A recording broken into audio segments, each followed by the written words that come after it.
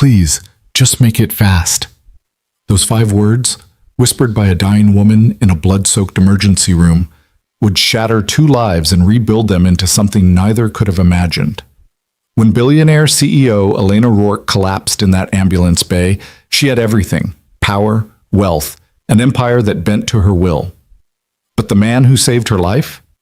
He had nothing but a daughter's crayon drawing in his pocket and ghosts from a war he couldn't forget. This is the story of how one whispered plea changed everything.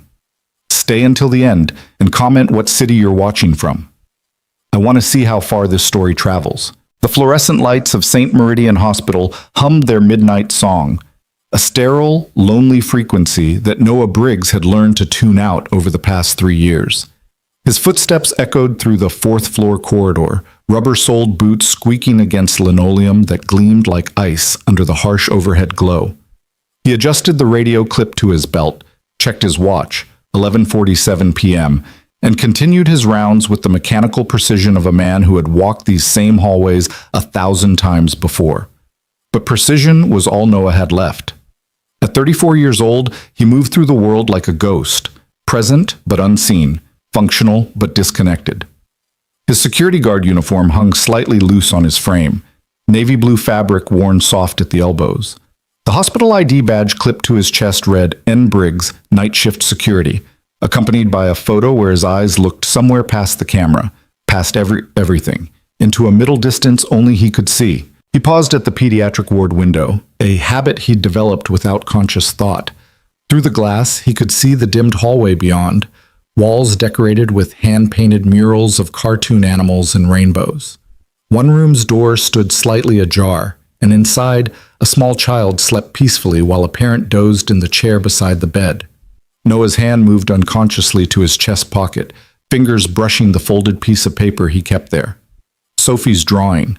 His daughter had made it 3 weeks ago, using every crayon in the 64-count box they'd bought at the dollar store. The paper was worn now from constant folding and unfolding, but the stick figure in the center was still clear. A man with a wide smile and a badge surrounded by hearts and stars. Above it, in Sophie's careful 6-year-old handwriting, "Daddy is my hero." Noah's jaw tightened. He refolded the drawing and tucked it back into his pocket, continuing his rounds. Hero. The word tasted like ash in his mouth. He descended the east stairwell, his footsteps metallic against the concrete steps, each one a measured beat that kept him anchored to the present. But the present was always threatening to slip away, wasn't it? The past had teeth. It could drag you back when you least expected it. The smell of disinfectant could become the smell of burning diesel. The squeak of a gurney wheel could become the sound of a Humvee door. The fluorescent lights could flicker, and suddenly you're back there, in the desert, holding pressure on a wound that won't stop bleeding, screaming for a medevac that's still 12 minutes out. Noah stopped on the landing between the 2nd and 3rd floors. He pressed his palm against the cool concrete wall, closed his eyes, and counted. 1. Breathe in. 2. Breathe out. 3. You're here. St. Meridian Hospital, Seattle, not Kandahar. 4. You're safe. Sophie is safe. 5.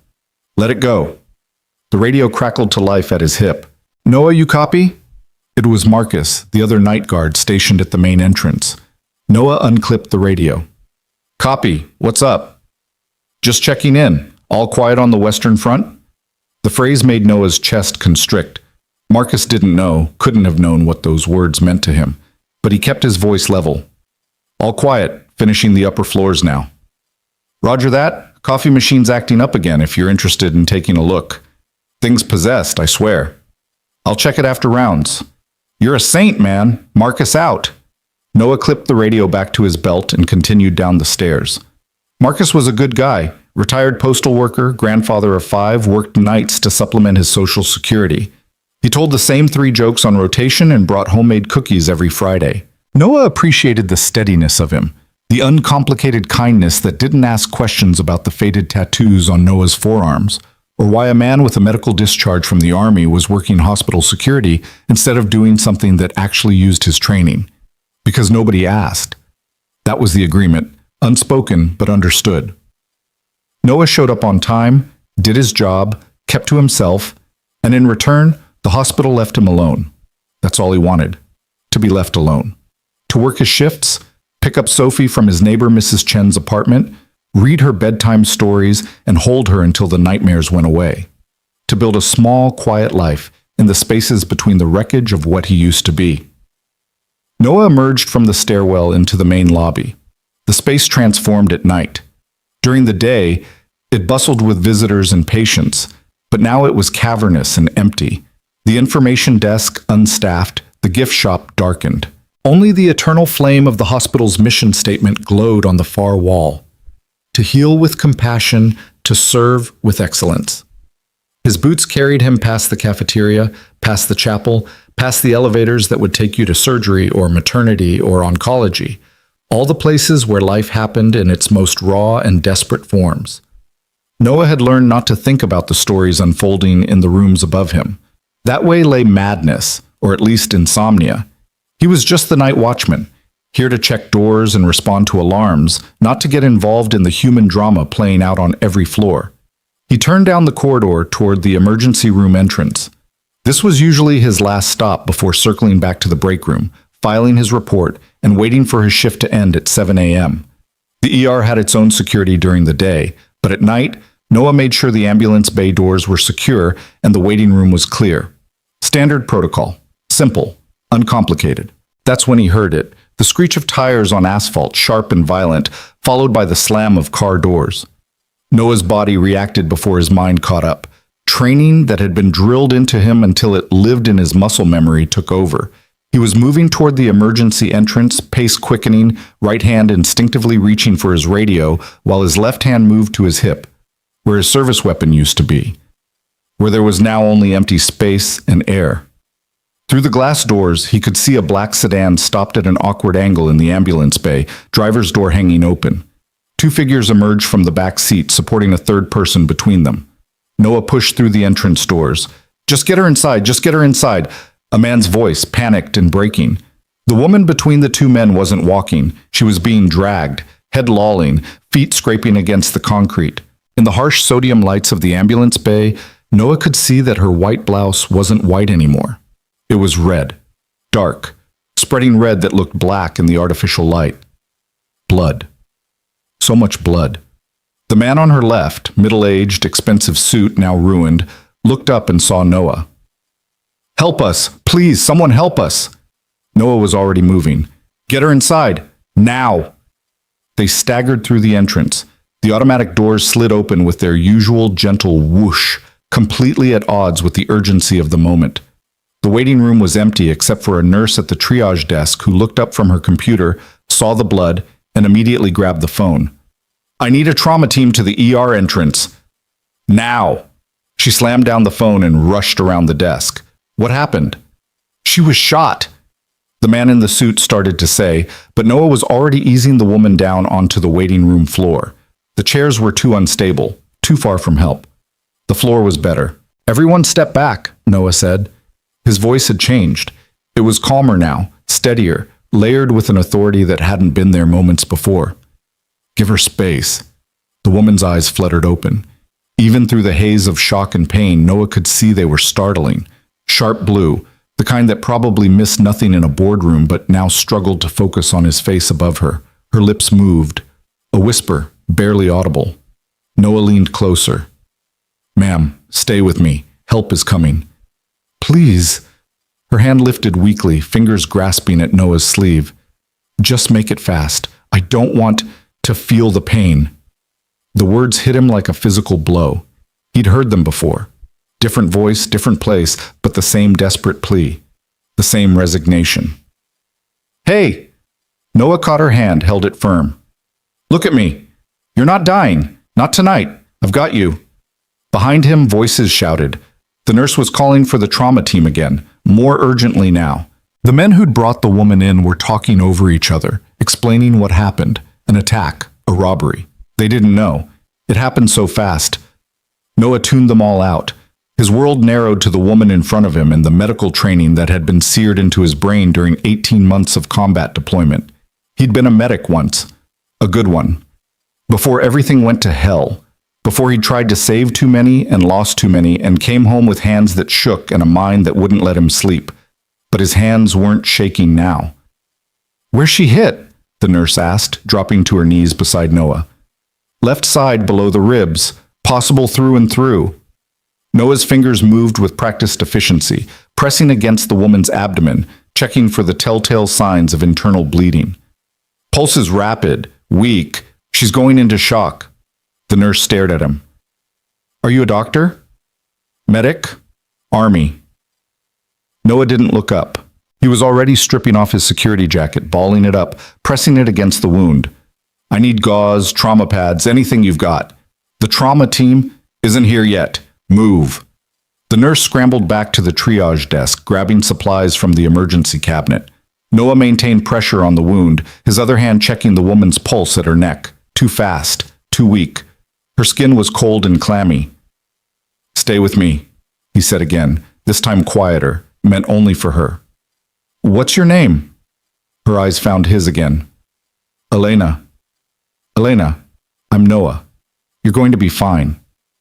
"You're lying." But there was something in her eyes, not quite hope, but not quite resignation either. A flicker of fight. "Yeah, I'm lying." Noah accepted the gauze packs the nurse thrust at him, ripping them open with his teeth.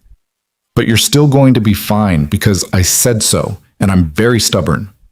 The ghost of a smile touched Elena's lips. Then her eyes rolled back and her body went limp. "Elena!" Noah pressed 2 fingers to her carotid. Still there, still beating. "She's unconscious. Where the hell is the trauma team?" "Coming!"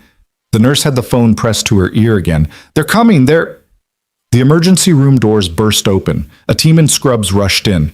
2 doctors, 3 nurses, pushing a crash cart and a gurney. They moved with the controlled chaos of people who did this every night, who had seen it all before. "What have we got?" The lead doctor, a woman with gray-streaked hair and sharp eyes, was already snapping on gloves as she assessed the scene. "GSW to the left abdomen," Noah reported, his voice slipping into the clinical detachment he'd learned in field hospitals. "Approximately 15 minutes since injury. Patient lost consciousness 30 seconds ago. Pulse 120 and thready. I've been maintaining pressure on the wound site." The doctor's eyes flicked to Noah's face, then to his hands pressed against the makeshift bandage. "You have medical training?" "Army medic, 68W. Something changed in the doctor's expression, recognition, respect. "Good work. We'll take it from here." The team swarmed around them. Noah felt hands on his shoulders, gently moving him back as they transferred Elena onto the gurney. He stood up, his legs stiff from kneeling, and watched as they wheeled her toward the trauma bay. His jacket, now soaked with blood, lay discarded on the waiting room floor. One of the doctors was calling out orders. "Start 2 large bore IVs, normal saline wide open, type and cross for 6 units, get X-ray standing by." And then they were through the doors and gone, leaving Noah standing in a waiting room that suddenly felt very quiet. His hands were covered in blood. Elena's blood. He stared at them for a moment, at the dark red staining his palms, filling the creases of his knuckles, crusting under his fingernails. The fluorescent lights made it look almost black. "Sir?" Noah looked up. The triage nurse was standing in front of him, holding a box of gloves and a bottle of hand sanitizer. Her name tag read Sarah. "You probably want to clean up," Sarah said gently. "There's a staff bathroom just down the hall." Noah nodded, but didn't move. He was looking at the entrance doors, at the black sedan still parked crookedly in the ambulance bay. The 2 men who'd brought Elena in were standing outside now, one of them on his phone, the other pacing. "Is she going to make it?" Noah asked. Sarah's expression softened. "Dr. Morrison is one of the best trauma surgeons on the West Coast. If anyone can save her, it's Dr. Morrison." She paused. "You probably saved her life, you know. The pressure you maintained, the way you kept her calm, those extra minutes matter." Noah said nothing. He'd heard variations of this speech before, from other nurses in other hospitals, in other countries. Sometimes the patients made it, sometimes they didn't. The mathematics of trauma care were cruel and absolute. "Come on," Sarah said. "Let's get you cleaned up. Then I'll need to take your statement for the police report." The police. Right. Because this was a shooting, which meant there would be questions and paperwork and complications. Noah felt exhaustion wash over him. The adrenaline that had carried him through the last 15 minutes was ebbing, leaving behind only the familiar weight of too many nights with too little sleep. But he followed Sarah down the hallway to the staff bathroom. The fluorescent lights here were even harsher, bouncing off white tile that seemed to amplify every imperfection. Noah stood at the sink and turned on the water, watching it run clear for a moment before plunging his hands under the stream. The water turned pink, then red, then pink again as he scrubbed. The blood dissolved and spiraled down the drain, but the feeling of it, the warm stickiness, the weight of someone's life literally in his hands, that didn't wash away so easily. In the mirror above the sink, Noah caught sight of his own reflection. He looked tired, more than tired, hollowed out. There were shadows under his eyes that no amount of sleep would fix, and new gray threading through the dark hair at his temples. When had that happened? He dried his hands on paper towels and stared at his forearms. The tattoos were visible now that his jacket was gone, numbers and letters in military code, faded now but still legible. Reminders of who he used to be, who he couldn't be anymore. His work shirt was splattered with blood. He'd have to explain that to his supervisor. Another complication, another conversation he didn't want to have. But when Noah walked back out to the waiting room, Sarah wasn't alone. 2 police officers were there along with the men from the sedan. And standing near the emergency room doors, looking completely out of place in his pressed suit and designer shoes, was someone Noah recognized from the hospital's board of directors photos in the main lobby. "That's him," one of the men from the sedan said, pointing at Noah. "That's the man who helped Elena." All eyes turned to Noah. He had the sudden, uncomfortable sensation of being spotlighted, exposed. It made his skin crawl. One of the police officers, a woman in her 40s with a no-nonsense expression, approached with a notebook. "Sir, I'm Officer Ramirez. I understand you were the first responder when the victim was brought in?" "I was doing my rounds. I heard the car and came to help." Noah kept his answers short, factual.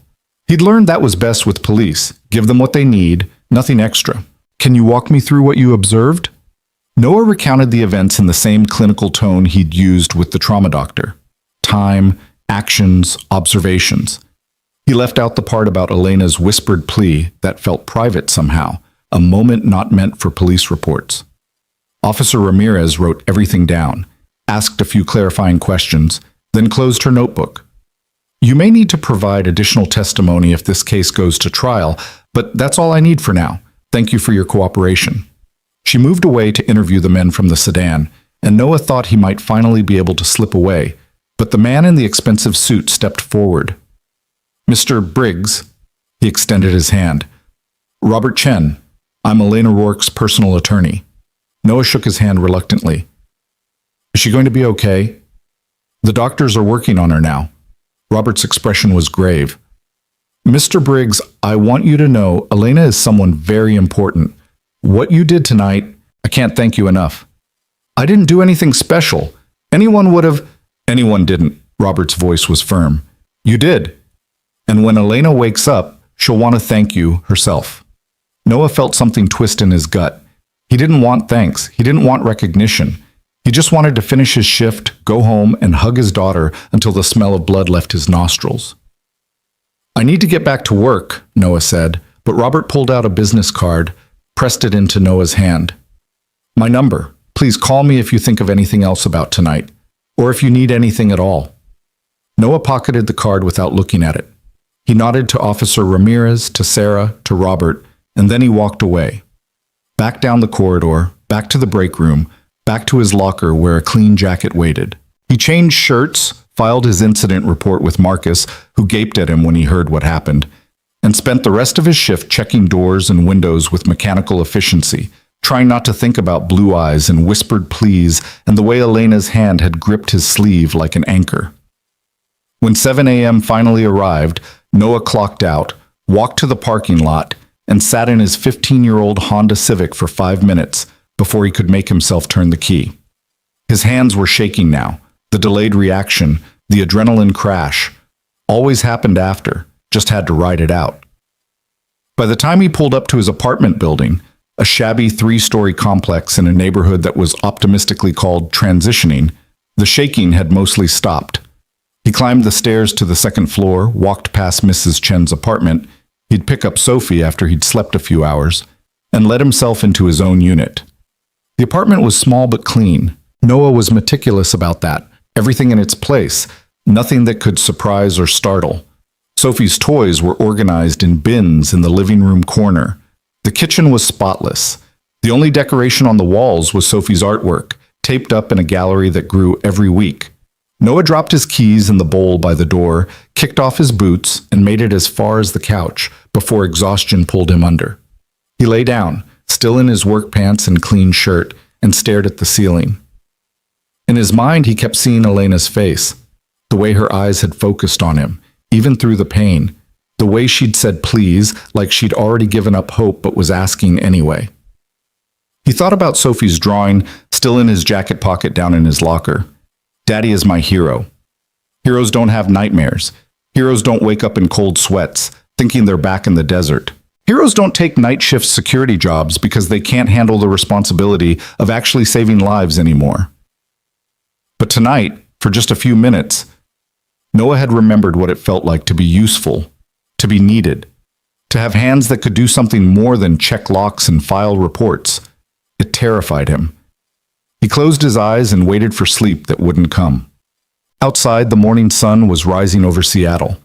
In the hospital, 6 miles away, Elena Rourke lay in post-op recovery, alive because a man she'd never met had refused to let her die. And in a penthouse apartment across the city, her assistant was already fielding calls from board members and business partners, all wanting to know the same thing: who attacked the Elena Rourke and why? But Elena, swimming up through the fog of anesthesia, could only remember one thing clearly: the night security guard's steady voice promising her that she wasn't going to die, that he had her, that he was very stubborn. She believed him, and Elena Rourke never forgot a debt. 3 days passed before Noah saw her again. 3 days of restless sleep interrupted by dreams where the blood wouldn't stop flowing, where he pressed and pressed against wounds that kept opening wider, where voices whispered, "Please, just make it fast," in an endless loop. 3 days of Sophie asking why Daddy looked so tired, of forcing smiles over breakfast cereal, of walking her to school and pretending everything was normal when nothing felt normal anymore. The hospital had given him 2 paid days off, standard procedure after a traumatic incident, his supervisor explained, though Noah suspected it had more to do with the dozen reporters who'd shown up asking about the mysterious security guard who'd saved Elena Rourke's life. Apparently someone had leaked the story, because by Tuesday morning, Noah's phone was buzzing with calls from numbers he didn't recognize, and his email inbox was flooded with interview requests. He ignored them all. On Wednesday, he returned to work. Marcus greeted him at the security desk with a bear hug that lifted Noah's feet off the ground and a chocolate muffin from the good bakery 3 blocks over.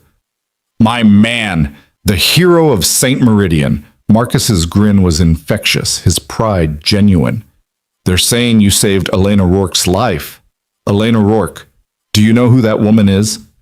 Noah extracted himself from the embrace and set his lunch bag down on the desk. "Someone who got shot and needed help."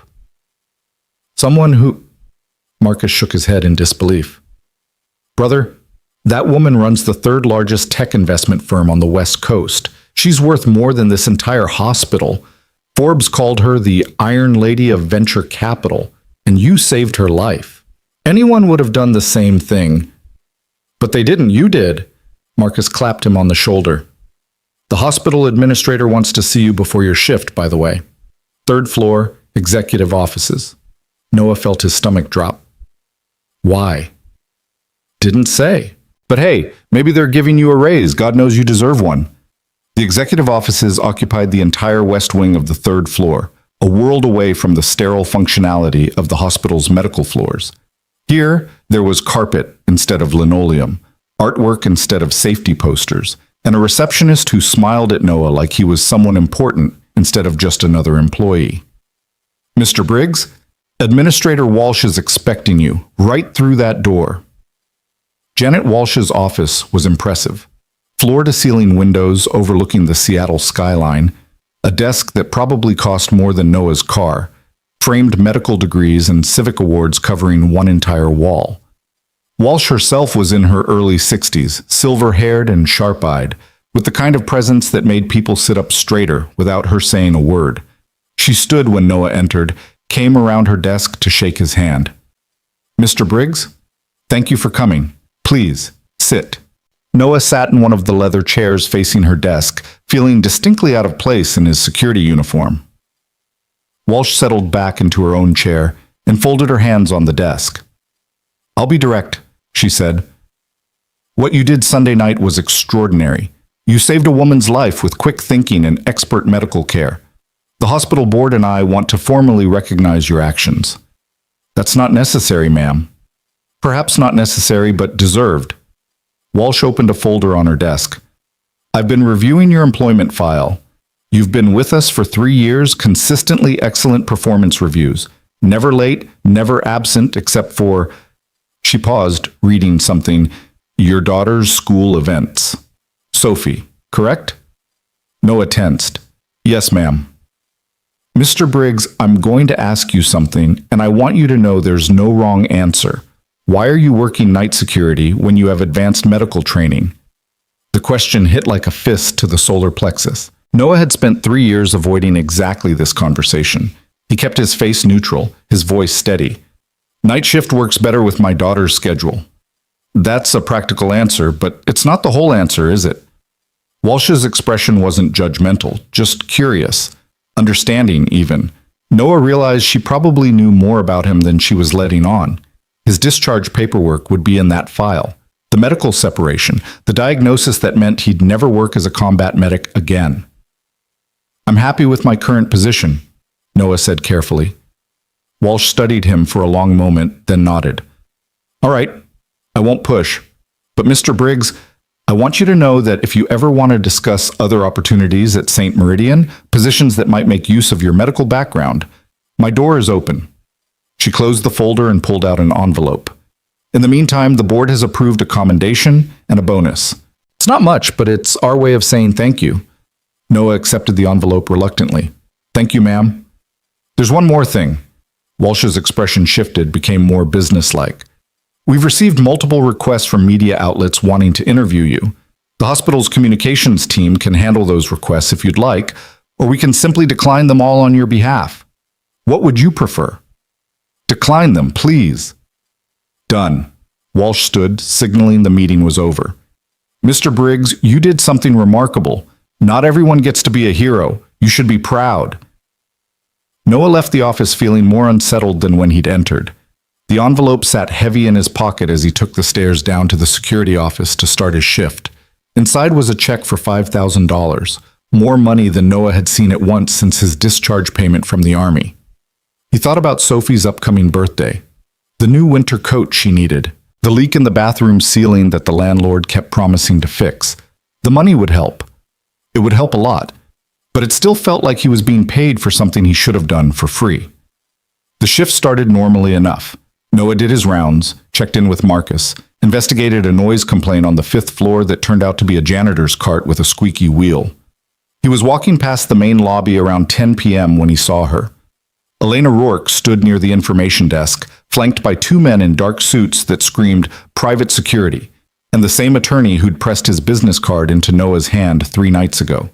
She was dressed in an elegant charcoal pantsuit, her dark hair pulled back severely, and despite the obvious pallor of her skin and the way she held herself slightly too carefully, she looked every inch the billionaire CEO Marcus had described. She was also staring directly at Noah. For a moment, they just looked at each other across the lobby. Noah in his rumpled security uniform, Elena in her armor of expensive tailoring and controlled composure.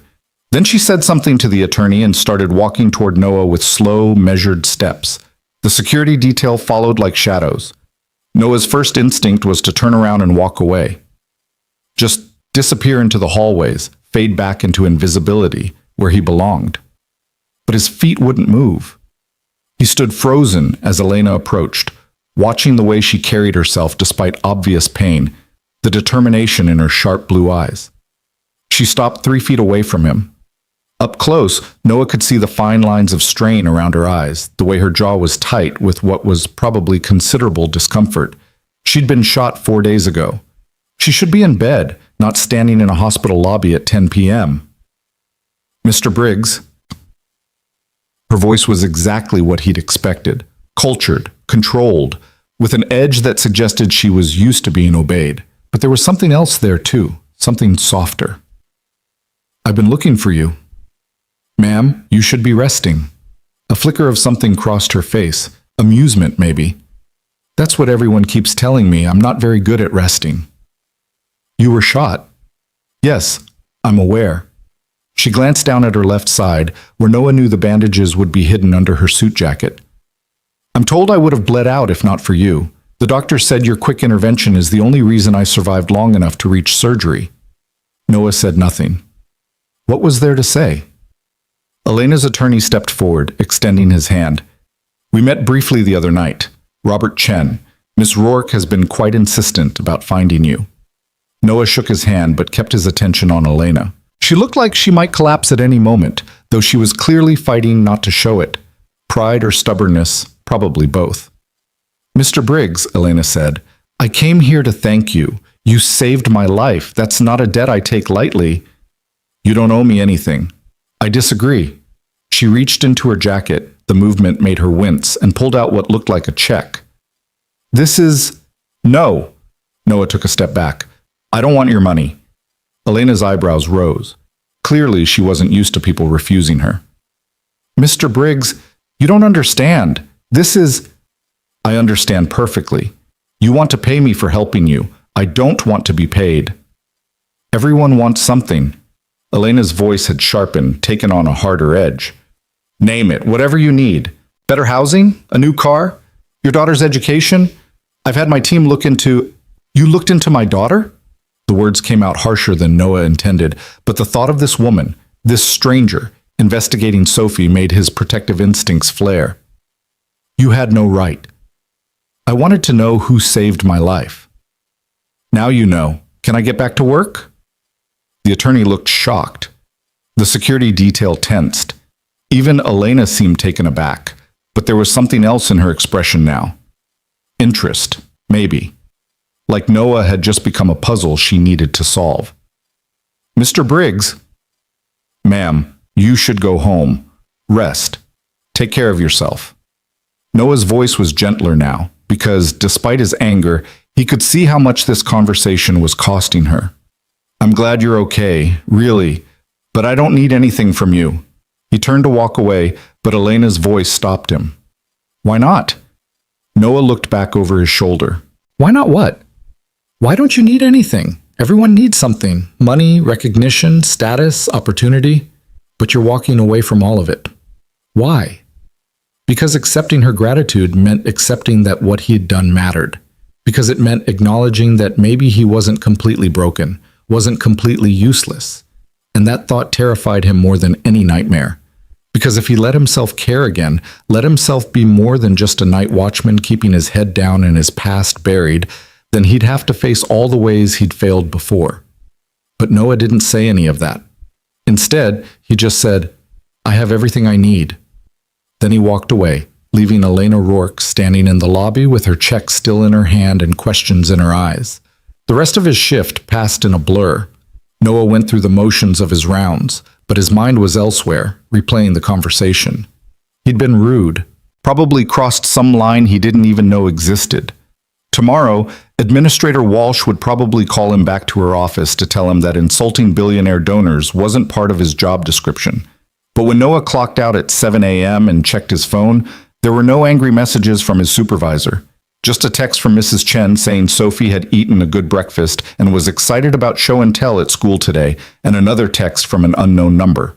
The message was brief. I'm sorry for overstepping.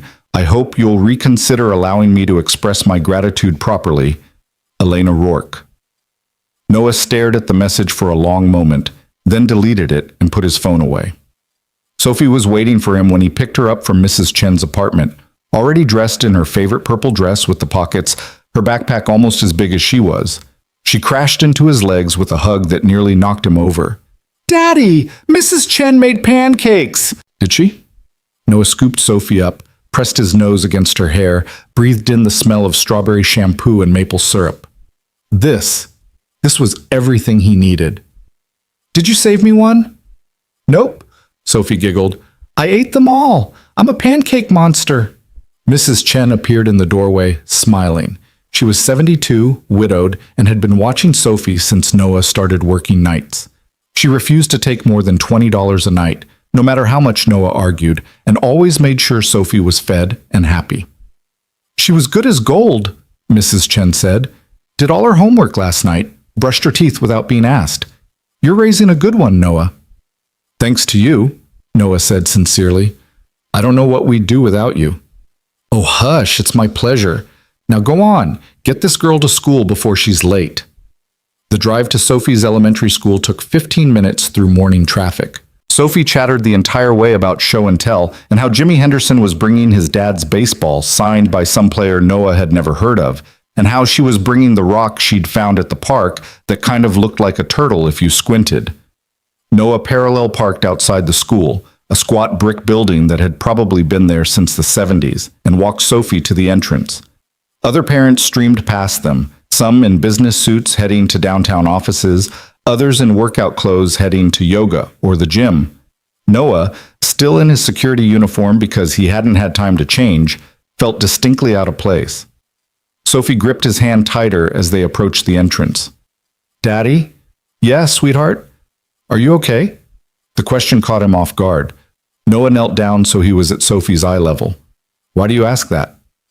You seem sad, like you're thinking about sad things.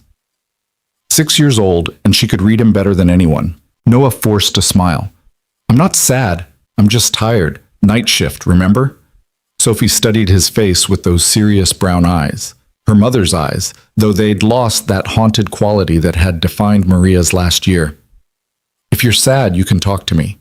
That's what you always tell me. Noah's chest tightened. He pulled Sophie into a hug, held her close. You're absolutely right, and I promise I'm okay. Now go learn something amazing today, all right? Okay. Sophie hugged him back, then pulled away and skipped toward the school entrance. She turned back once to wave, her backpack bouncing, and Noah waved back until she disappeared inside. He sat in his car for a few minutes after, just breathing. Sophie was the reason he got up every day, the reason he kept going when the nightmares got too bad, when the guilt threatened to drown him. As long as she was happy, as long as she was safe, nothing else mattered. His phone buzzed. Another text from the unknown number. I understand your reluctance, but I'm not going away. We need to talk. ER. Noah turned off his phone and drove home. Over the next week, Elena Rourke proved she wasn't exaggerating about not going away. She didn't show up at the hospital again. Noah suspected someone had convinced her that stalking him at work wasn't the best approach. But her presence was felt in other ways. A massive fruit basket appeared at the security desk with a card. For the night shift team, with gratitude, Elena Rourke. Marcus was thrilled. Noah ignored it. Then a new coffee machine showed up in the break room, one of those fancy Italian ones that probably cost more than Noah's monthly rent. Another card.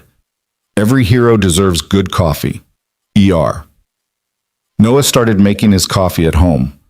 On Friday, Noah returned to his apartment after his shift to find a certified letter from a law firm. Inside was a formal letter offering him a position as Director of Medical Response Training at the Rourke Foundation, complete with a salary that made his eyes water and benefits that included full health coverage and a college fund for Sophie. Noah burned the letter in his kitchen sink and watched the ashes wash down the drain. On Monday, he arrived at work to find Administrator Walsh waiting for him at the security desk.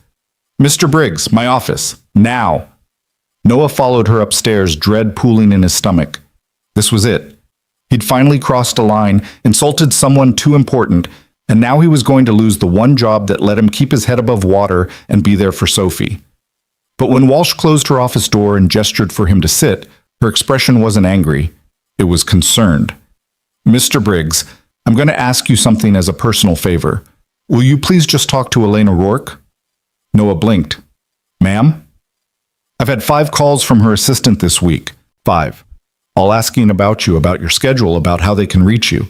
She's making donations to the hospital, very generous donations. And while I appreciate her philanthropy, I'm starting to worry that she's doing it to get access to you. I don't want to talk to her. I understand that. But Mr. Briggs, Elena Rourke is not a woman who gives up easily. She built $1 billion empire from nothing. She doesn't know how to quit. And right now, you're her mission. Walsh leaned forward. I'm not ordering you to talk to her, but I am suggesting that one conversation might be less disruptive than this ongoing campaign. Noah wanted to argue, wanted to refuse. But Walsh had a point. Elena wasn't going to stop, and the longer this went on, the more complicated his life would become. Fine, he said. One conversation. Then she leaves me alone. Walsh looked relieved. I'll arrange something. The meeting was set for Tuesday afternoon, Noah's day off, at a coffee shop 2 blocks from the hospital, neutral territory. Noah arrived 10 minutes early, ordered a black coffee, and sat in the back corner where he could see both the entrance and the exit. Elena arrived exactly on time, alone, except for one security guard who waited outside. She moved better than she had a week ago, less carefully, with more of the decisive confidence Noah had read about in the business articles Marcus kept showing him. She ordered something complicated at the counter, then spotted Noah and made her way to his table. Thank you for coming, she said, sliding into the chair across from him. I know you didn't want to. Ms. Rourke, Elena, please. Elena, Noah wrapped his hands around his coffee cup. You need to stop. Stop what? The gifts, the job offers, the donations to the hospital, all of it. Elena's expression didn't change, but something flickered in her eyes. I'm trying to say thank you. You already said thank you. I heard you. Now you need to move on. I can't. The words came out sharper than Noah expected. Elena took a breath, visibly composing herself. Mr. Briggs, Noah, I've spent 15 years building my company. I've made billion-dollar decisions. I've stared down corporate raiders and hostile takeovers. I don't scare easily. But when I was lying in that ambulance bay, bleeding out on concrete, I was terrified. And then you were there. Noah said nothing. He watched her hands. She was gripping her coffee cup so tightly, her knuckles were white. You told me I wasn't going to die, Elena continued. You told me you had me, and I believed you. Do you know how rare that is? To trust a complete stranger in your worst moment? To know, absolutely know, that someone won't let you down? I was doing my job. Your job is security, not emergency medicine. But you didn't hesitate. You didn't wait for someone else. You just acted. Elena leaned forward. I've built my entire career on reading people, Noah, on understanding what drives them, what they value, what they want. And you? You're an enigma. You don't want money. You don't want recognition. You don't want opportunity. So what do you want? I told you, I have everything I need. A daughter you're raising alone, an apartment in a building with a 92% crime rate, a job that pays minimum wage and wastes your talents. That's everything? Anger flared in Noah's chest. You don't know anything about my life. Then tell me. Elena's voice softened. Help me understand. Because right now, I owe you a debt I can never repay, and you won't let me even try. Do you know how that feels? Noah stared at her, at the genuine frustration and confusion in her eyes, at the way she sat across from him like they were equals, even though her watch probably cost more than his car, and she'd just casually admitted to making billion-dollar decisions. You really want to understand? Noah asked quietly. Yes. Fine. Noah set down his coffee cup. 4 years ago, I was a combat medic in Afghanistan. I was good at my job. I saved lives. I got promoted, got commendations, got told I was making a difference. And then one day my convoy hit an IED. Elena's expression shifted, became more careful. 3 soldiers died instantly, Noah continued. 2 more were critical. I did everything I was trained to do. I triaged, I stabilized, I called for medevac. But the chopper was 20 minutes out, and one of my guys, a kid named Tyler Harris from Nebraska, 19 years old, engaged to his high school sweetheart, he kept bleeding. I couldn't stop it. I tried everything, but I couldn't stop it. Noah's voice had gone flat, detached. It was the only way he could tell this story. Tyler died in my arms. Then the second soldier died before the chopper arrived. And I realized something. All my training, all my skill, all my determination, it didn't matter. Sometimes people die anyway. Sometimes you can do everything right and still fail. He looked up at Elena. I came home with PTSD, got medically discharged, and couldn't work as a medic anymore because my hands shake when I think too hard about that day. I take a security job because it's simple, it's safe, and it lets me be there for my daughter. That's my life. That's everything I need. The coffee shop was quiet around them. Someone's phone chimed. The espresso machine hissed. But at their table, Elena just sat very still, processing. I'm sorry, she finally said, for pushing, for investigating you, for everything. Now you understand why I don't want your gratitude, because I don't deserve it. I failed when it mattered most. That's not true. You weren't there. No, but I was there when you saved my life. Elena's voice was firm now. Noah, what happened in Afghanistan was a tragedy, but it doesn't erase what you did for me. You don't get to decide that one failure makes you worthless. I'm not worthless. I'm just not a hero. My arms say differently. Elena pushed up her sleeve, and Noah saw the faint scar on her wrist where she'd grabbed the nurse that night. These are from me fighting to stay alive while you kept me from bleeding out. My surgeon says I had maybe 5 more minutes before I would have gone into irreversible shock. You gave me those 5 minutes. Noah wanted to argue, wanted to explain that saving one person didn't balance out losing 2, but Elena was looking at him with such intensity, such certainty, that the words died in his throat. I'm not asking you to be a hero, Elena said quietly. I'm just asking you to accept that you made a difference, that your life has value, that your daughter isn't wrong when she draws pictures of you with a cape. Noah's head snapped up. How do you know about... Your neighbor Mrs. Chen is very proud of Sophie's artwork. She may have mentioned it to my assistant when we were trying to find a way to reach you. Elena had the grace to look slightly embarrassed. I know, more boundaries crossed. I'm sorry. Despite everything, Noah felt a smile tug at his lips. You're relentless. It's been mentioned before.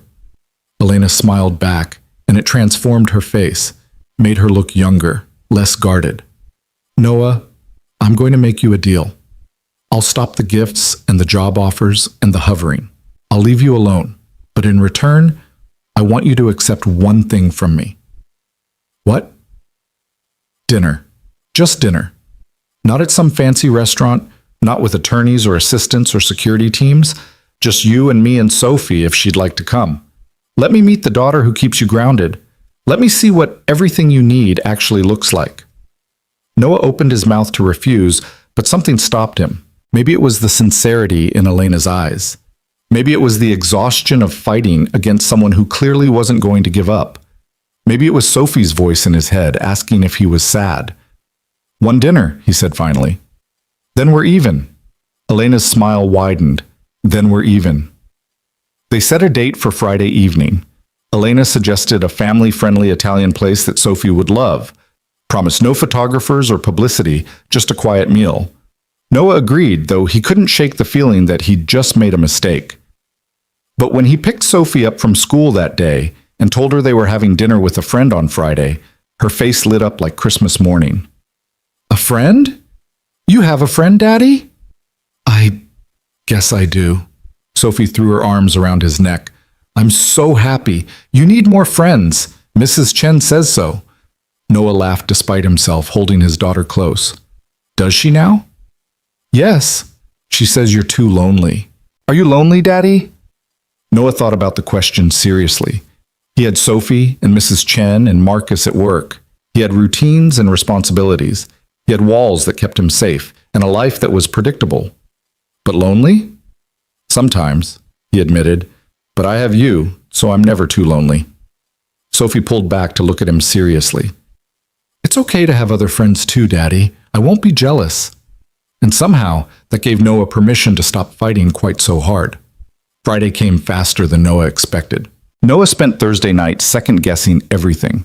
What did you wear to dinner with a billionaire? His closet offered limited options, work uniforms, old jeans, a few t-shirts that had seen better days, and one button-down shirt he'd bought for Sophie's kindergarten graduation. He settled on dark jeans and the button-down, then felt ridiculous and changed back into jeans and a clean t-shirt. Sophie, meanwhile, had no such crisis. She'd picked out her outfit 3 days in advance. The purple dress with pockets, her favorite cardigan with the rainbow buttons, and the light-up sneakers that Noah kept trying to convince her were too small. "They still fit, Daddy," Sophie insisted, jamming her feet into them Friday afternoon. "See? Sophie, your toes are literally touching the end. That means they fit perfectly." She stood up and stomped around the living room, the sneakers flashing with each step. "And Elena will love them." "Do you think she has light-up shoes?" Noah tried to imagine Elena Rourke in light-up sneakers and failed completely. "Probably not, sweetheart." "Then I can show her. Everyone should have light-up shoes." Sophie twirled, watching the lights flash in a circle. "Daddy, are you nervous?" "What makes you think I'm nervous?" "You changed your shirt 4 times, and you've been staring at your phone for like an hour." Noah glanced at his phone where Elena's last text sat unanswered. "Just making sure I have the right address." "Uh-huh." Sophie gave him a look that was far too knowing for a 6-year-old. "It's okay to be nervous, Daddy. New friends are scary sometimes." "When did you get so wise?" "I was born this way." Sophie grabbed her small backpack. She'd insisted on bringing her current library book and her turtle rock to show Elena. "Mrs. Chen says I'm an old soul." They left the apartment at 5:30, giving themselves plenty of time to navigate across town. Noah had checked the restaurant's location 3 times. It was in a neighborhood he rarely visited, where the buildings were renovated instead of run down, and the cars parked on the street cost more than his annual salary. But Elena had promised it was family-friendly, casual, the kind of place where light-up sneakers wouldn't raise eyebrows. Noah found parking 2 blocks away, and they walked hand in hand through the early evening streets. Sophie chattered about school, how Mia had brought her pet hamster for show and tell, and it had escaped and caused chaos. How their teacher, Mrs. Rodriguez, had read them a story about dragons. How Sophie had gotten a gold star for her math worksheet. The restaurant was called Bella's, with a green awning and windows that glowed warm yellow in the fading light. Through the glass, Noah could see families at tables, children in high chairs, servers moving with practiced efficiency. It looked normal, unpretentious. He felt some of the tension ease from his shoulders. Elena was waiting just inside the entrance, and Noah almost didn't recognize her at first. Gone was the severe pantsuit and pulled-back hair. She wore dark jeans, actual jeans, and a soft gray sweater, her hair loose around her shoulders. She looked younger somehow, less guarded, though Noah could still see the careful way she held herself, protecting her injured side. "Noah. Sophie." Elena smiled, and it reached her eyes. "Thank you for coming." Sophie, never one for shyness, stepped forward immediately. "Hi. I'm Sophie Briggs, and I'm 6 years old, and I'm in 1st grade, and I brought my turtle rock to show you." She dug into her backpack and produced a smooth gray stone that did, if you squinted and tilted your head, kind of resemble a turtle. Elena crouched down, the movement made her wince slightly, and examined the rock with complete seriousness. "This is an excellent turtle rock. I can see the head right here, and these could be flippers." "That's exactly what I said," Sophie beamed. "Do you like turtles?" "I do. They're very patient creatures. And they live a long time, like 100 years sometimes. Did you know that?" "I did know that." Elena glanced up at Noah with an expression that might have been amusement. "Your daughter is very well informed about turtles." "We went through a turtle phase last month," Noah explained. "Before that it was dinosaurs. Next week it'll probably be something else." "Currently I'm interested in both turtles and space," Sophie announced. "But mostly turtles." The hostess led them to a booth near the back, away from the main dining area where things were noisier. Sophie climbed into her seat and immediately started examining the crayons and coloring sheet the hostess had provided. Noah slid in next to her, which put him directly across from Elena. For a moment, they just looked at each other. In the warm light of the restaurant, Elena's face showed signs of her ordeal, shadows under her eyes that makeup didn't quite hide. A tightness around her mouth that suggested she was still in some pain, but there was also something softer about her here, something more real. "How are you feeling?" Noah asked. "Really?" Elena considered the question. "Honestly, like I was shot 2 weeks ago. The doctors keep telling me I'm healing remarkably well, but remarkably well still involves a lot of pain medication and an inability to sleep on my left side." She picked up her water glass. "But I'm alive to complain about it, which is more than I had any right to expect that night." "You don't have to keep thanking me." I'm not thanking you. I'm stating facts. Elena's lips curved slightly. There's a difference. Sophie looked up from her coloring. Are you the lady my daddy saved? Elena's expression shifted, became gentler. I am. Your daddy is very brave. I know. He's the bravest. Sophie went back to coloring with absolute confidence in this truth. He kills spiders for me, even though he doesn't like them. And he checks under my bed for monsters every night. And he makes the best grilled cheese in the whole world. High praise, Elena said, and Noah could hear genuine warmth in her voice. The server arrived and they ordered spaghetti with meatballs for Sophie, chicken parmesan for Noah, and grilled salmon for Elena.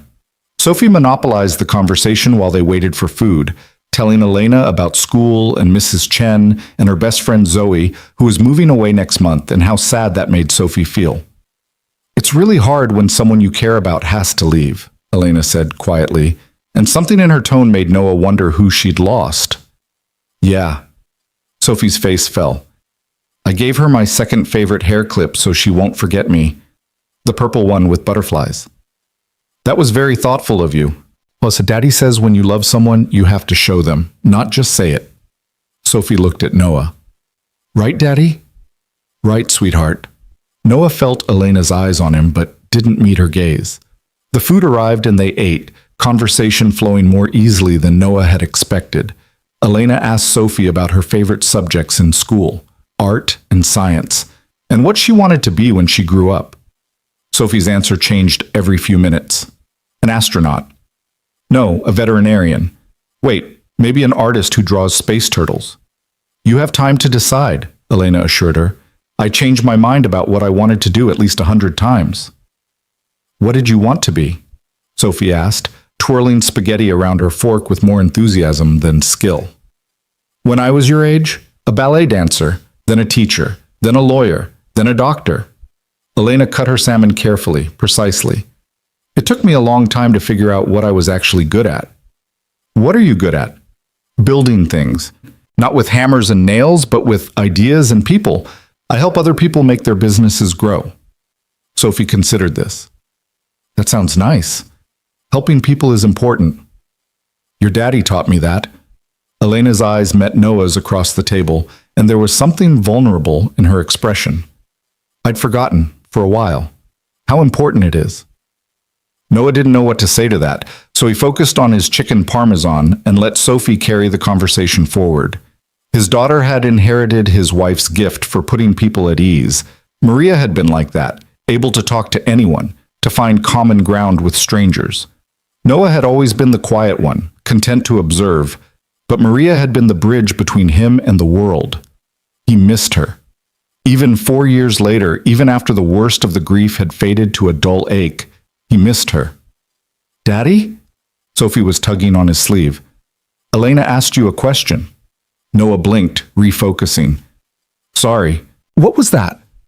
I asked how you ended up in Seattle, Elena said. Her tone was casual, but Noah could sense the real question underneath. How did a combat medic from wherever he was from end up working night security in a city where he clearly had no family, no support system, no roots? Long story, Noah said. We have time. Elena gestured at their half-eaten meals. Unless you'd rather not talk about it. Noah glanced at Sophie, who was busy constructing a spaghetti sculpture on her plate. He could deflect, change the subject, maintain the walls he'd built so carefully around his past. But sitting here in this warm restaurant with his daughter, humming tunelessly, and this woman who'd somehow slipped past his defenses without permission, Noah found he didn't have the energy to keep deflecting. My wife died 4 years ago, he said quietly. Cancer, fast and brutal. Sophie was too. After Maria passed, there wasn't anything keeping me in Texas except memories I couldn't face. So I picked a city I'd never been to, packed what fit in my car, and drove until I hit the Pacific Ocean. Elena's expression didn't change, but something in her eyes softened. I'm so sorry. Sophie doesn't remember her. Sometimes I don't know if that makes it better or worse. I remember her a little, Sophie said, not looking up from her plate. I remember she smelled like flowers, and she sang a lot. Noah's throat tightened. Yeah, she did. She had a terrible voice, but she sang anyway. Like me, Sophie grinned. Mrs. Chen says I'm very enthusiastic but not very on key. The moment of heaviness broke, and Noah was grateful for Sophie's ability to find lightness in everything. They finished their meals and ordered dessert. Chocolate cake for Sophie, tiramisu for Elena. Nothing for Noah, though Sophie made him share her cake. Sophie asked if Elena had any kids, and something flickered across Elena's face before she shook her head. No, I never. The timing was never right.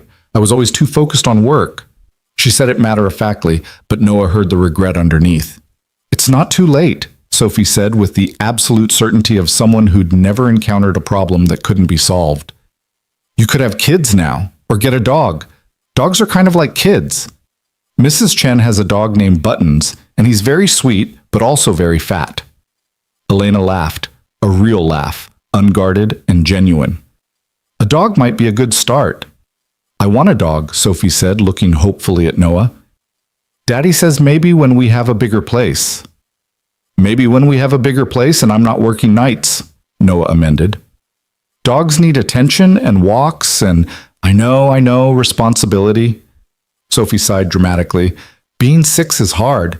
You can't do anything fun. You think eating chocolate cake isn't fun? Noah asked. Okay, you can do some fun things, but not the best fun things. They left the restaurant around 8, Sophie chattering away about her new favorite dessert and how she was definitely going to tell Zoe about the Turtle Rock conversation. Elena walked with them toward Noah's car, moving slowly in the cooling evening air. Thank you for tonight, Elena said when they reached the Honda. I haven't had a normal dinner in longer than I can remember. You're welcome. Noah unlocked the car and helped Sophie into her booster seat. She was already yawning, the combination of food and excitement catching up with her. Elena stood on the sidewalk, hands in her pockets, looking uncertain for the first time since Noah had met her. I know this was supposed to be one dinner and then we're even. But Noah, could we do this again? Not dinner necessarily, just spend time together? I'd like to be friends. The word hung in the air between them. Friends. Such a simple concept, yet Noah hadn't had a real friend since leaving Texas, Mrs. Chen was kind, but she was from a different generation, spoke a different language both literally and figuratively. Marcus was a work acquaintance, friendly but not close. And everyone else in Noah's life existed at arm's length, kept there deliberately. But Elena was asking, and Sophie was watching through the car window with hopeful eyes, and Noah was tired of saying no to everything. Friends, he agreed, but Elena, I need you to understand something. I can't be who I used to be. I can't be the hero you think you met that night. I'm just a guy trying to get by, trying to raise his daughter, trying to keep his head above water. That's all I can offer. That's all I'm asking for. Elena stepped closer, her voice dropping. Noah, I spend every day surrounded by people who want something from me.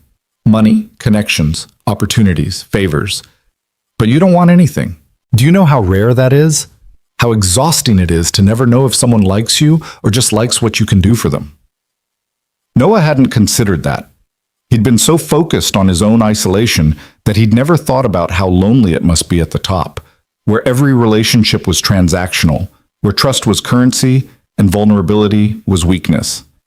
I'm not good at this, Noah said. At friendship, at letting people in.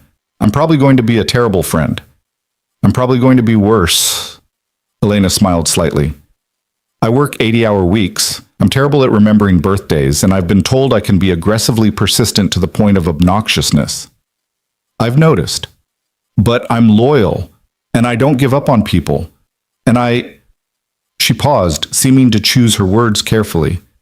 I need this. I need something real. And you and Sophie, you're the most real thing I've encountered in years. Noah thought about his conversation with Sophie about being lonely, about how his daughter, with her 6-year-old wisdom, had given him permission to have friends, about how he'd been so afraid of getting hurt again that he'd forgotten how to let anyone get close. Okay, he said, friends, but you have to meet me where I am. No fancy dinners or job offers or trying to fix my life. Just this. Normal. I can do normal. Elena held out her hand. I think. Noah shook it, her grip firm and warm.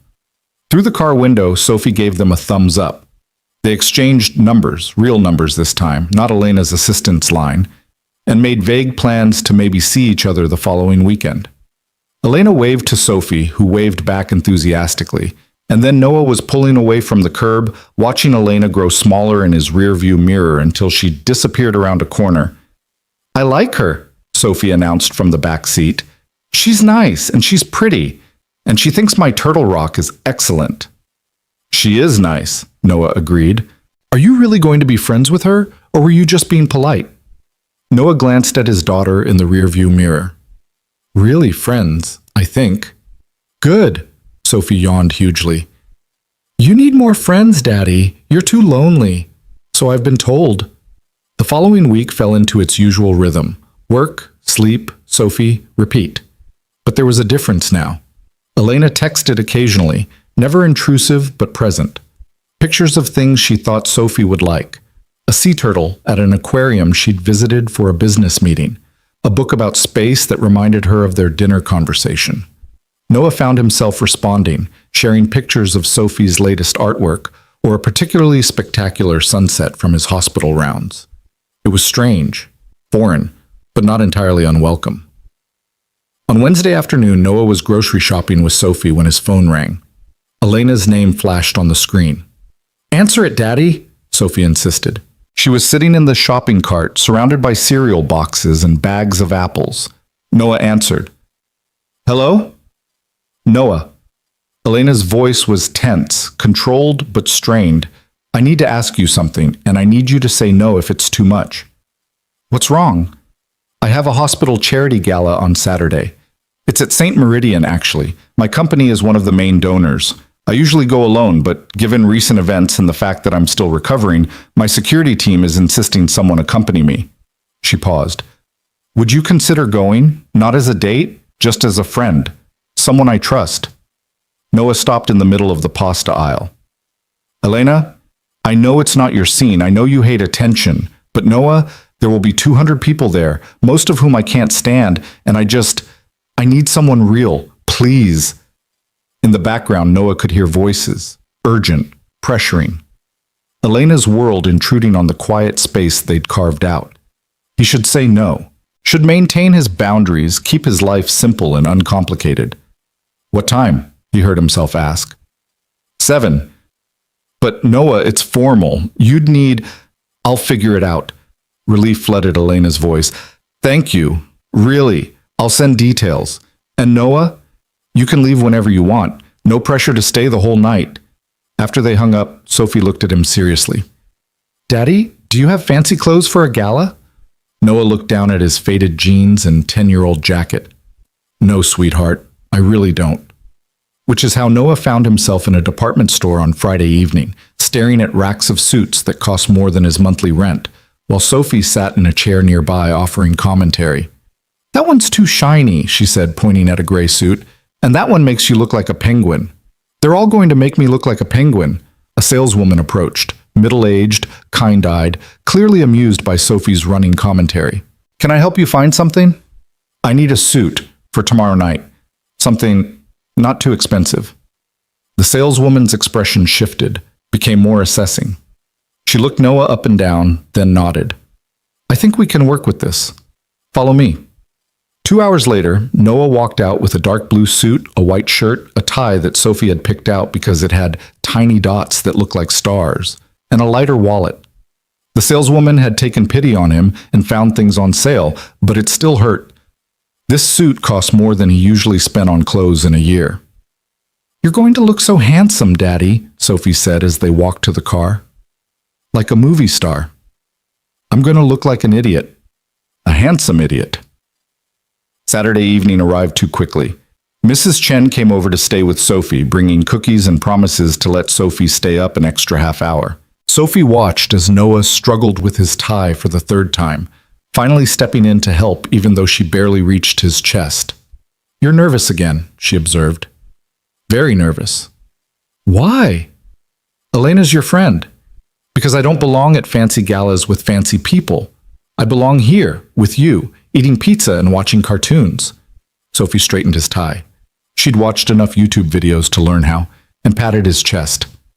You belong wherever you want to belong, Daddy. That's what you tell me when I'm scared about new things. Noah knelt down so they were eye level.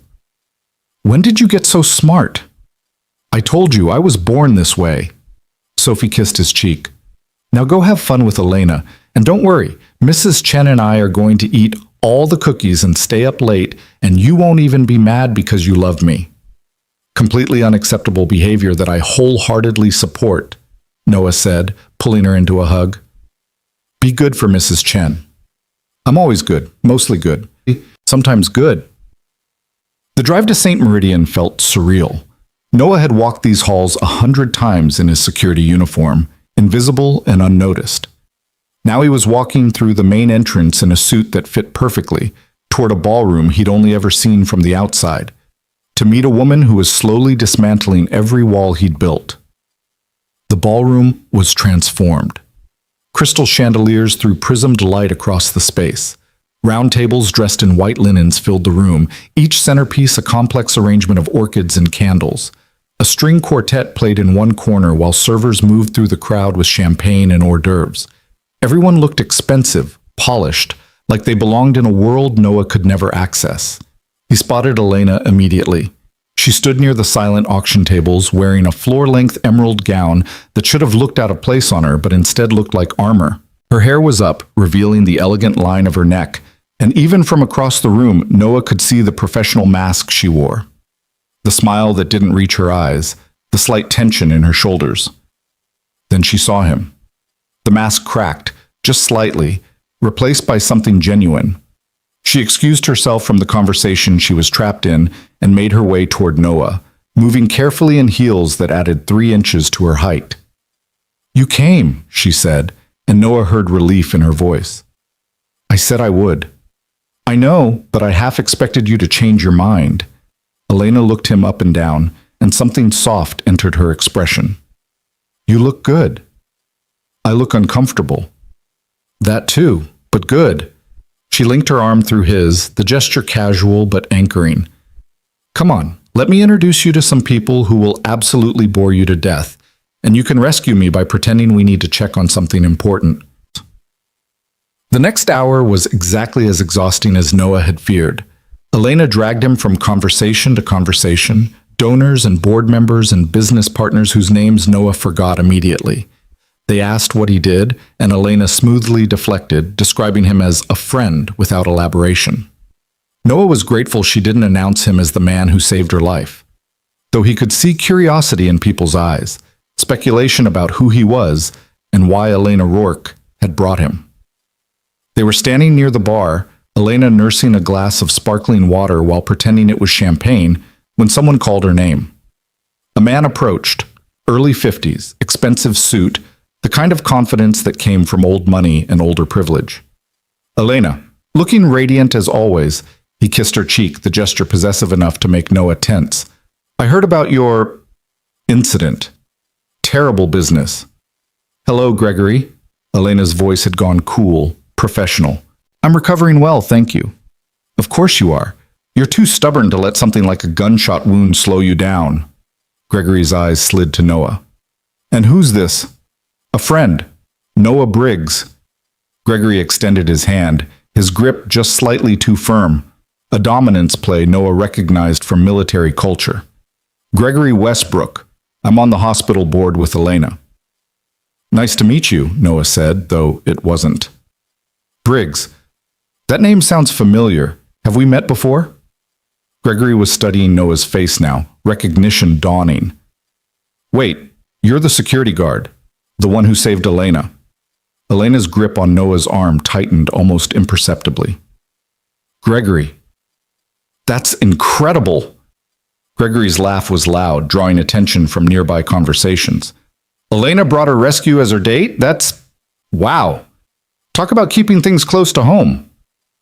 Something ugly flickered in his tone, something that made Noah's jaw clench. But before he could respond, Elena stepped forward, her voice dropping to a temperature that could freeze flames. Noah is my friend, Gregory, and if you're suggesting anything beyond that, I'd suggest you reconsider before you say something you'll regret at the next board meeting. Gregory raised his hands in mock surrender. Easy, Elena, I'm just surprised. You never bring anyone to these events, and then you show up with, well, his gaze raked over Noah dismissively. It's unexpected. Life's full of surprises. Elena's smile was sharp enough to cut. Now, if you'll excuse us, Noah and I were just leaving. She turned and walked toward the exit, Noah following in her wake. He could feel eyes tracking them, whispers starting behind raised hands. This would be gossip by morning, speculation about Elena Rourke and the mysterious man she'd brought to the gala. They made it to the lobby before Elena stopped, pressing her hand against her side where Noah knew the wound would be aching. Her breathing was controlled but strained. That was a mistake, she said quietly. I shouldn't have asked you to come. I just gave the gossip mill enough fuel to last a month. Hey. Noah stepped in front of her, blocking her view of the ballroom. Breathe, it's fine. It's not fine. Gregory is going to tell everyone, and by Monday morning there will be articles speculating about us, and photographers outside your apartment, and… Elena, Noah's voice was firm. Look at me. She did, her blue eyes bright with frustration and pain and something that might have been fear. We're friends, Noah said simply. That's the truth. So let them speculate. Let them write whatever they want. We know what's real. You don't understand what it's like. The attention, the scrutiny, the way they twist everything into… No, I don't. But I understand what it's like to let other people define who you are, to live your life trying to avoid their judgment. Noah thought about his apartment, his quiet routine, the walls he'd built. I've spent 4 years hiding, Elena, trying to be invisible. And you know what? I'm tired. I'm tired of being afraid of what people think. Elena stared at him. You're not afraid right now. I'm terrified, but I'm here anyway. Something in her expression shifted, softened. I really am a terrible friend. I dragged you into this circus, exposed you to people like Gregory, risked your privacy. You asked for help. I said yes, that's what friends do. Noah glanced back at the ballroom. Do you need to stay? For the donors or the speeches or whatever? I should, but you don't want to. God, no. Elena laughed, the sound tired but genuine. I want to leave, go somewhere quiet, and pretend this whole night didn't happen. Then let's go. We can't just leave. People will notice. Let them notice. Noah held out his hand. Come on. Elena looked at his hand, then at his face, then back at his hand.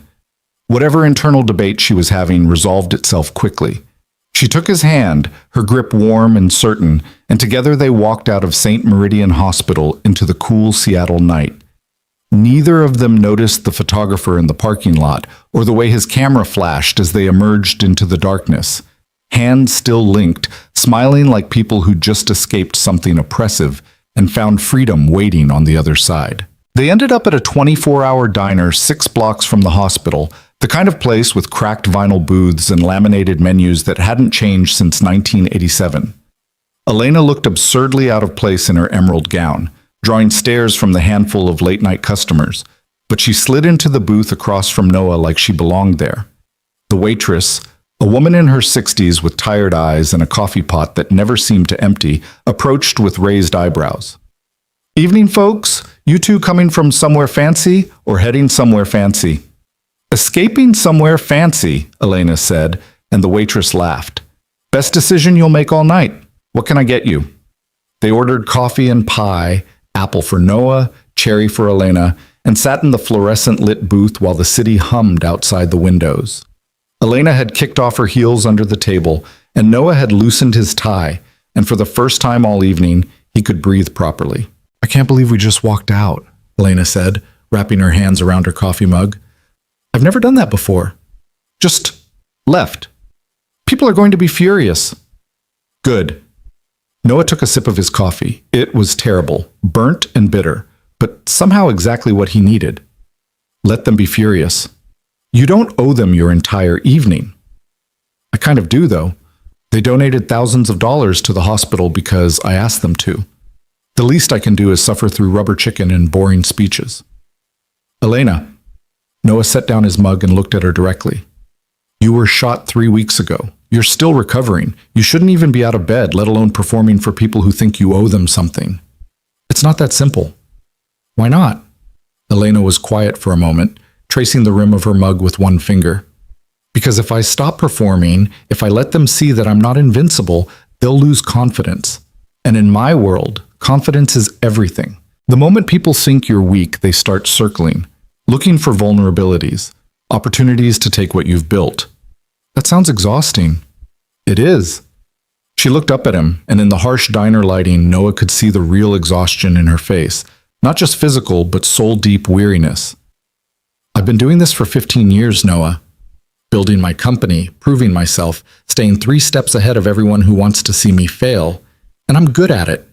But tonight, standing in that ballroom with Gregory, making his snide comments, and everyone whispering about us, I couldn't do it anymore. The waitress returned with their pie, setting the plates down with practiced efficiency.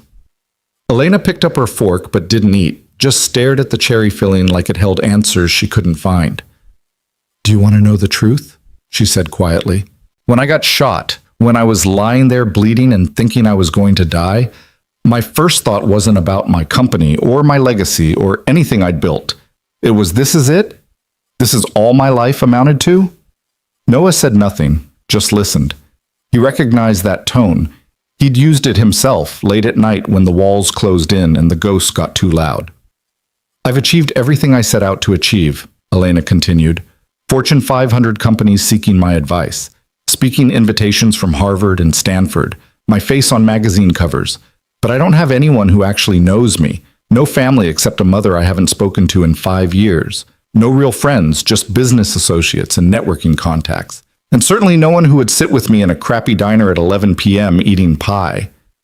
You have that now, Noah said. Elena's eyes met his, searching. Do I? Yeah, you do. Something vulnerable flickered across her face. Why? Why do you even want to be my friend, Noah? I'm demanding and stubborn, and I come with an entire circus of complications. You could have walked away after that first conversation at the coffee shop. You should have. Noah considered the question seriously. Why had he let Elena into his carefully controlled life? Why had he agreed to dinner, to texts, to tonight's disaster of a gala? The easy answer was that she hadn't given him a choice, had been persistent and relentless until his defenses crumbled, but that wasn't the whole truth. Because you're real, he said finally. Everyone else in my life, they're kind, they're nice, but they keep me at arm's length. They see the uniform, or the single dad, or the guy with obvious trauma, and they're careful around me. They treat me like I might break. But you? You argue with me. You push back. You don't treat me like I'm fragile. You're not fragile. Exactly. But it took someone as stubborn as you to actually see that. Noah picked at his pie crust. And maybe I'm tired of being alone too. Maybe Sophie was right, and I do need more friends, even ones who drag me to fancy galas and cause scenes with board members. Elena laughed, the sound surprised and genuine. Gregory deserved it. He's always been insufferable. He seemed like a real treat. He's been trying to undermine me for years. Thinks women don't belong in venture capital, though he'd never say it out loud. She finally took a bite of her pie, made a face. This is terrible. I know, but isn't it kind of perfect? It really is. Elena ate another bite, then set down her fork. Noah, I need to tell you something. That photographer in the parking lot, I saw him. He got pictures of us leaving together. Noah felt his stomach drop. And by tomorrow morning, those pictures will be everywhere. Social media, gossip sites, business journals. People are going to make assumptions about us, about our relationship. There will be speculation and rumors and probably some very inventive theories. She looked worried now, guilty. I've dragged you into my world without your permission. If you want to distance yourself, I'll understand. I'll make a statement, clarify that we're just friends, do whatever I can to protect your privacy. Noah thought about Sophie, about the reporters who might show up at her school or his apartment, about the attention he'd spent 4 years avoiding suddenly crashing down on his quiet life. It should terrify him. It should make him want to run. But when he looked at Elena, at the genuine concern in her eyes, the way she was already trying to fix a problem that hadn't fully materialized yet, he realized something. He was tired of running, tired of hiding, tired of letting fear make his decisions. Let them speculate, Noah said. We know the truth. That's enough. You might lose your job. The hospital might not want the attention. Then I'll find another job. Noah, Elena. He reached across the table and covered her hand with his. Stop trying to protect me. Stop trying to control every outcome. Sometimes you just have to let things happen and deal with them as they come. She stared at their hands, at the contrast between his calloused fingers and her manicured nails. I don't know how to do that. Not control things, I mean. It's how I've survived. I know, but maybe you don't have to survive anymore. Maybe you can just live. Elena's eyes were suspiciously bright. She blinked rapidly, cleared her throat. This pie is definitely making me emotional. It's that bad. Absolutely the pie's fault. They sat in that booth for another hour, talking about nothing and everything. Elena told him about growing up poor in Portland, about working 3 jobs to put herself through community college before transferring to a state school, about the professor who'd seen something in her and pushed her toward business school, about building her company from nothing, one investment at a time, one success at a time, until suddenly she was someone people listened to. Noah told her about his childhood in small-town Texas, about joining the army because college seemed impossible and he needed direction, about falling in love with Maria at a friend's barbecue, about how she'd laughed at all his terrible jokes and somehow convinced him he was worth loving, about Sophie being born, about those perfect 2 years before deployment, before everything changed. The waitress refilled their coffee 3 times. Other customers came and went. Outside, the city shifted from late evening to deep night, the streetlights casting orange pools on empty sidewalks. I should get home, Noah said finally, checking his phone. Midnight. Mrs. Chen had texted twice, once to say Sophie was asleep, once to say, don't worry about hurrying back. I should too. Elena pulled out her wallet, but Noah waved her off. I've got it. Noah, you can't afford. I can afford terrible diner pie. He left cash on the table, enough to cover the bill and a generous tip. Besides, you bought dinner last time. They walked back to the hospital parking lot in comfortable silence. The night air was cool, carrying the scent of rain that would probably start falling before morning. Elena had her heels dangling from one hand, her expensive gown trailing slightly on the sidewalk, and she looked more relaxed than Noah had ever seen her. Thank you, she said when they reached her car, a sleek black sedan that probably cost more than Noah would make in 5 years. For tonight, for the diner, for not running away screaming when I brought you into my disaster of a world. Your world's not that bad, just complicated. That's a diplomatic way of putting it. Elena unlocked her car but didn't get in. Noah, can I ask you something? Sure. What happened tonight, leaving the gala, the pie, all of it? Was that weird for you, being spontaneous like that? Noah considered. Terrifying, actually. My whole life is scheduled and controlled and predictable. I know exactly what every day will look like. Spontaneity means variables I can't plan for. But you did it anyway. I did it anyway. Noah smiled slightly. Maybe I'm trying to learn to live too. Elena stepped forward and hugged him. It surprised Noah. She'd never initiated physical contact before, but after a moment, he hugged her back.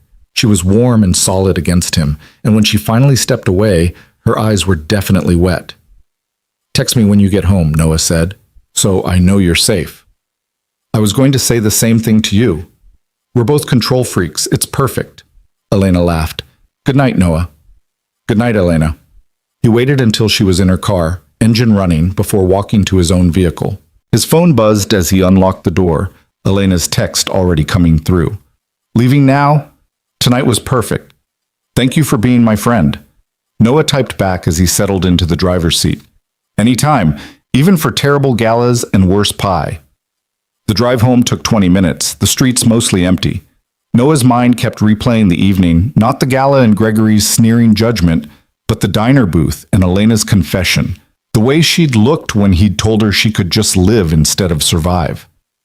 Mrs. Chen was dozing on his couch when he let himself into the apartment, a Korean drama playing softly on the TV. She woke with a start, smiled when she saw him. Good evening? She asked in her heavily accented English. Interesting evening, Noah corrected. How was Sophie? Perfect child, ate cookies, brushed teeth, read 3 stories, asleep by 9:30. Mrs. Chen stood, gathering her knitting. You look happy, different happy. Just tired. Tired, happy, different happy. She patted his cheek. Good for you. You need happy.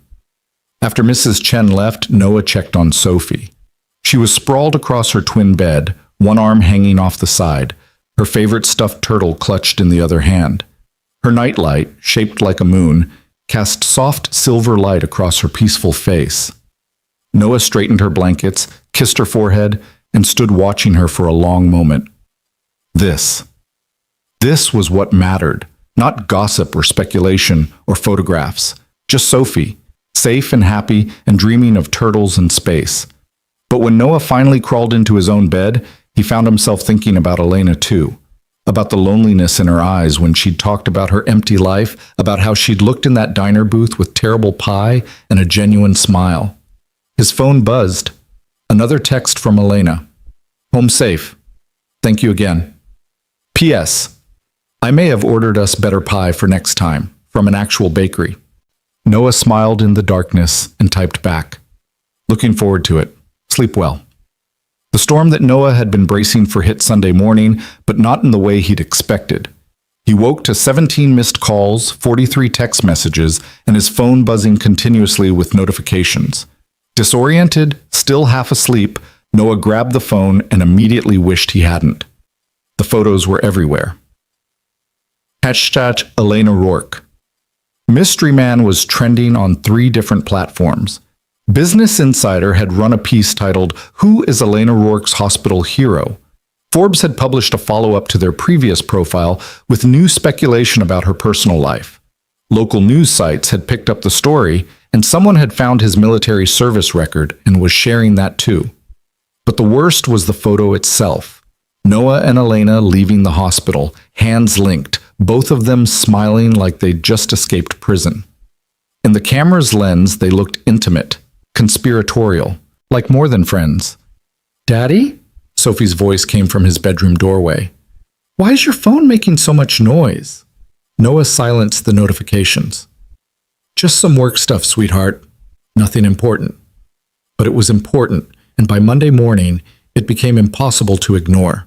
Noah's supervisor called him at 6 a.m. before his shift even started, asking him to come in immediately. The hospital's parking lot had reporters. His apartment building had reporters. Someone had tracked down Mrs. Chen and offered her money for insider information about Noah Briggs and Elena Rourke's secret romance. Mrs. Chen, bless her, had told them exactly where they could put their money and slammed the door in their faces. Noah called Elena on his way to the hospital meeting. She answered on the first ring. I'm so sorry, she said immediately.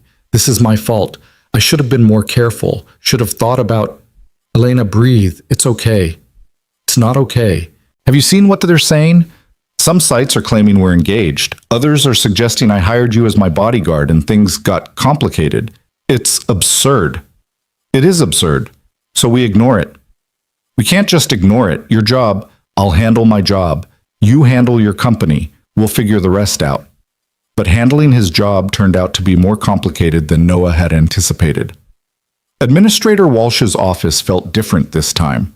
Less welcoming, more formal. Janet Walsh sat behind her desk with the hospital's legal counsel beside her, both wearing expressions that made Noah's stomach sink. Mr. Briggs, Walsh began, her tone carefully neutral. Thank you for coming in. I'm sure you're aware of the media attention surrounding you and Miss Rourke. I am. The hospital has received numerous inquiries from journalists, from board members, from donors. They're asking about your relationship with Ms. Rourke, about what happened the night she was brought in, about hospital protocols and conflicts of interest. Noah felt anger spark in his chest. There's no conflict of interest. I did my job that night. Elena Rourke is my friend. That's all there is to say. The legal counsel, a thin man with wire-rimmed glasses, leaned forward. Mr. Briggs, we're not suggesting any impropriety, but you must understand that the hospital has to protect its reputation. This level of media scrutiny could reflect poorly on St. Meridian. So, what are you saying? Walsh looked genuinely apologetic. We're placing you on temporary administrative leave, paid leave, she added quickly, until the media attention dies down. It's standard protocol for situations like this. Situations like this. Noah heard his voice go flat, distant. Situations where I did nothing wrong except save someone's life and become her friend. Noah, Walsh said, and there was real sympathy in her eyes. I understand this isn't fair, but right now we have reporters harassing our staff, camping outside our entrances, disrupting hospital operations. We need time for things to calm down. And if they don't calm down? Nobody answered that question. Noah left the hospital in a daze. His phone was buzzing again, Elena calling, probably having heard somehow. He ignored it, drove aimlessly for 20 minutes, then found himself pulling into the parking lot of Sophie's school.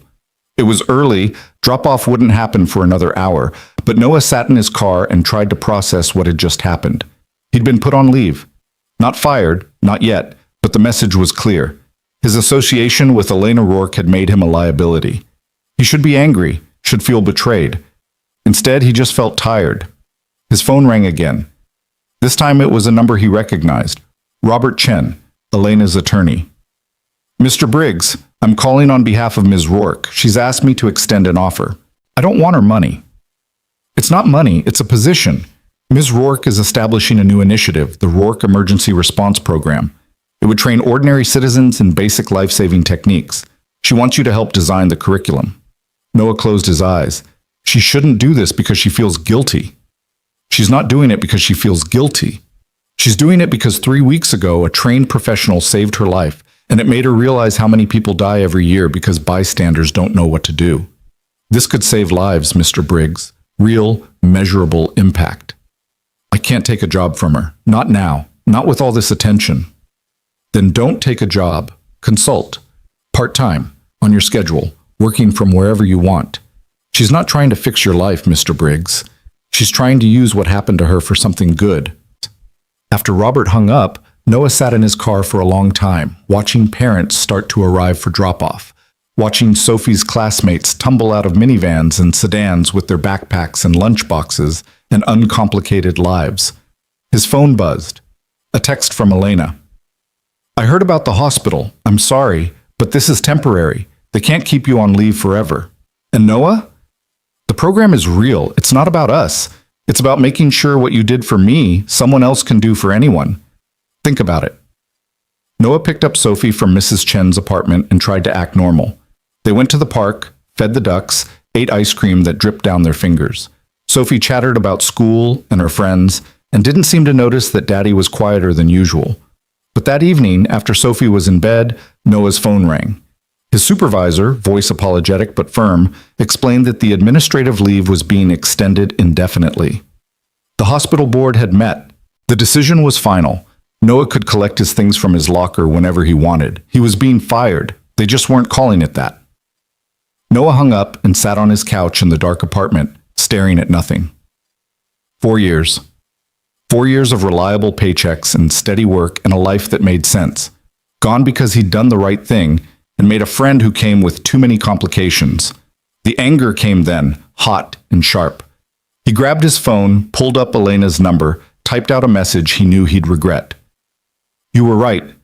This is all your fault. You've destroyed my life. His finger hovered over send for a long moment. Then he deleted it and typed something else instead. Lost my job. Need time to think. Talk later. Elena's response came within seconds. I'm coming over. No, I need space.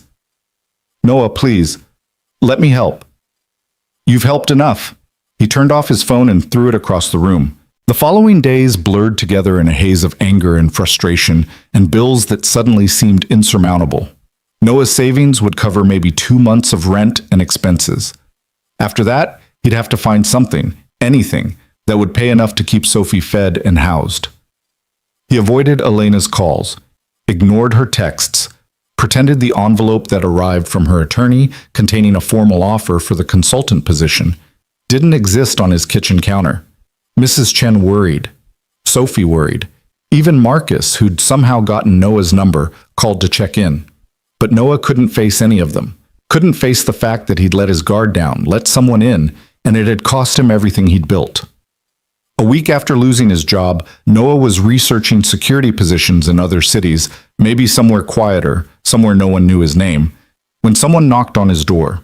Persistent rhythmic knocking that wouldn't stop. He opened the door, ready to tell whatever reporter had found him to leave him alone. Elena Rourke stood in his hallway, wearing jeans and a t-shirt, her hair in a messy ponytail, looking absolutely furious. "You don't get to shut me out," she said, pushing past him into the apartment. "You're angry. I understand that. You have every right to be angry. But you don't get to ghost your friend when things get hard." "Friend?" Noah heard the bitterness in his voice. "Friends don't destroy each other's lives." "I didn't destroy anything. A bunch of gossip-hungry parasites with cameras did that, and a hospital administration more concerned with optics than with standing behind a good employee. It doesn't matter who's at fault. The result is the same.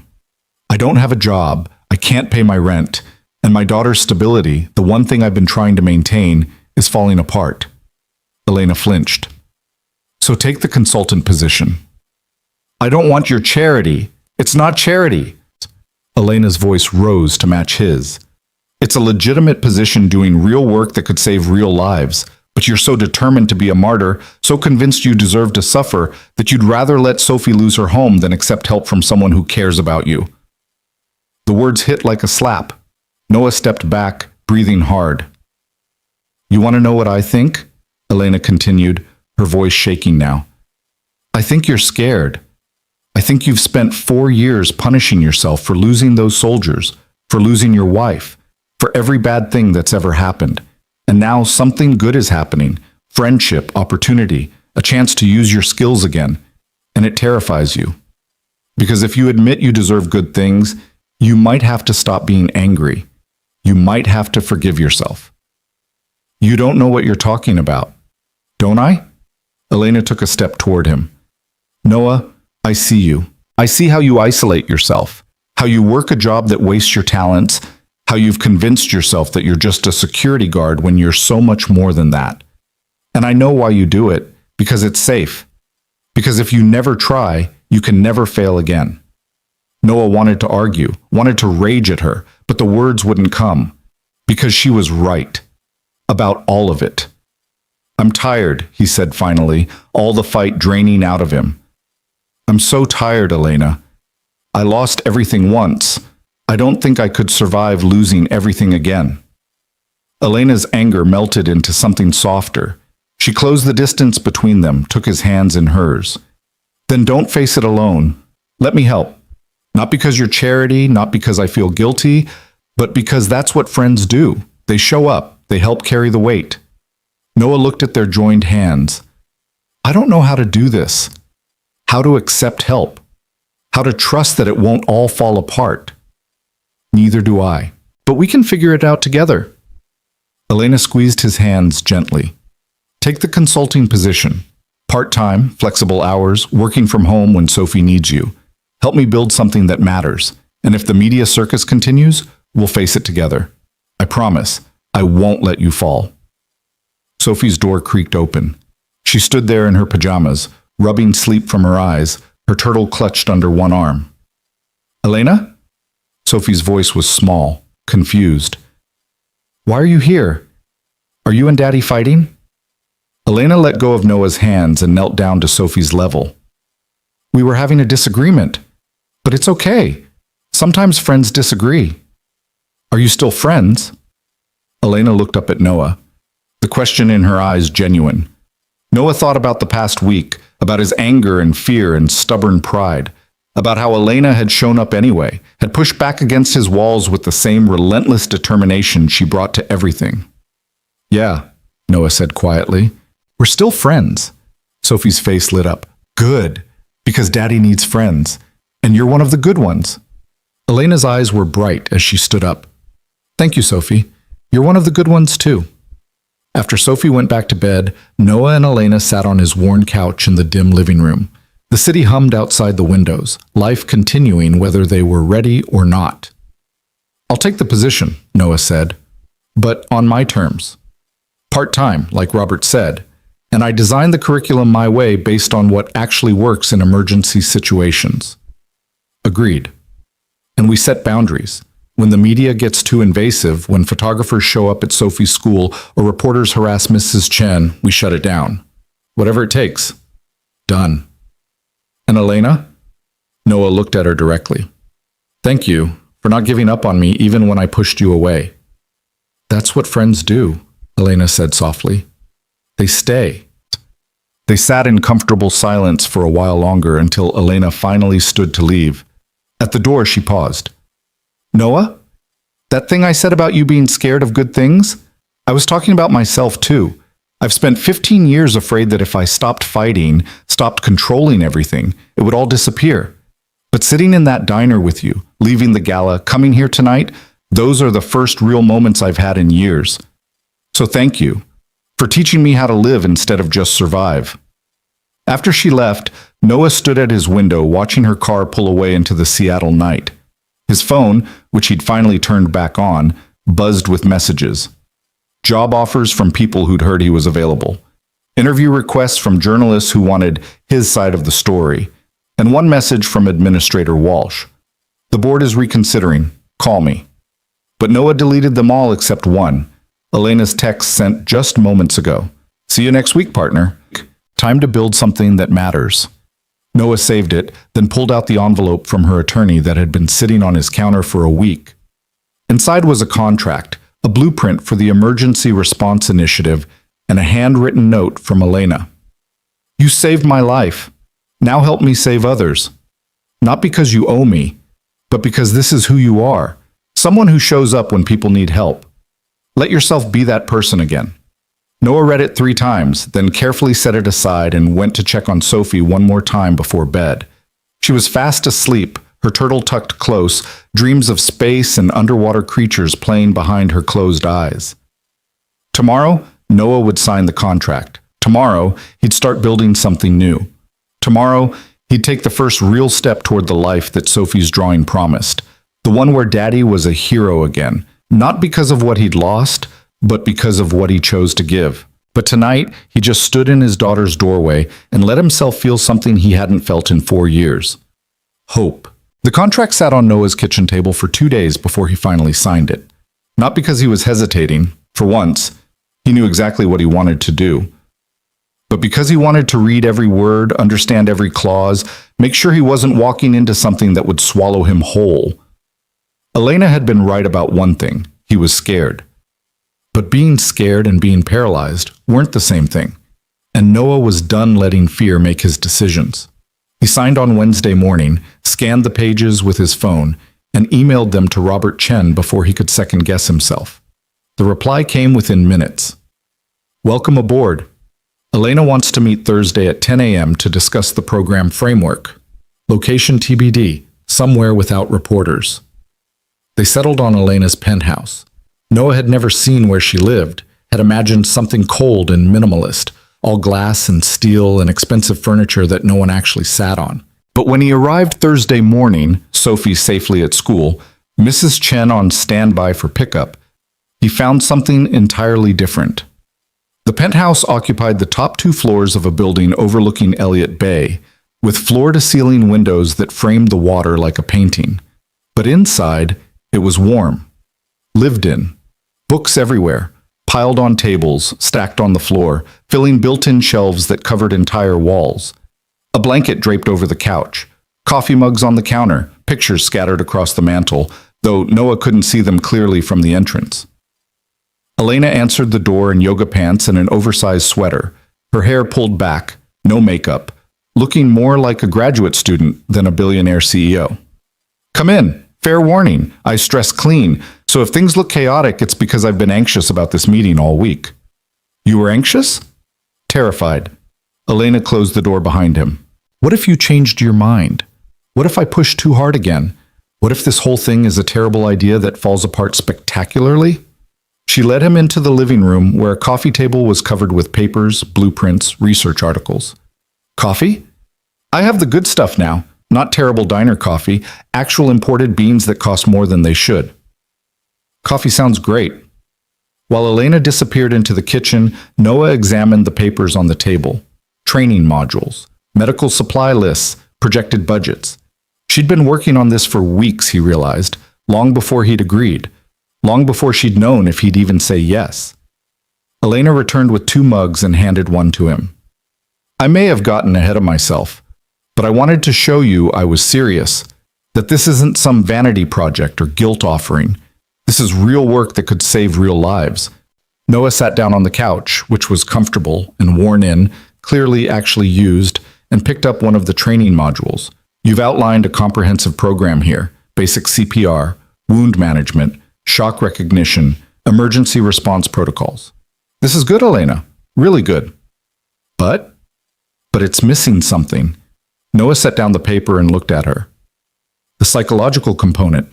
Knowing what to do isn't enough. People freeze in emergencies. They panic. They convince themselves someone else will help, that they're not qualified, that they'll make things worse. You need to train people to overcome that fear. Elena sat down next to him, close enough that he could smell her coffee, vanilla and cinnamon. How do you train for that? Scenarios, simulations. Create situations that feel real enough to trigger that fight or flight response, then teach people to push through it. Because the difference between someone dying and someone surviving often comes down to whether a bystander can act in those first crucial minutes. Like you did, when you helped me.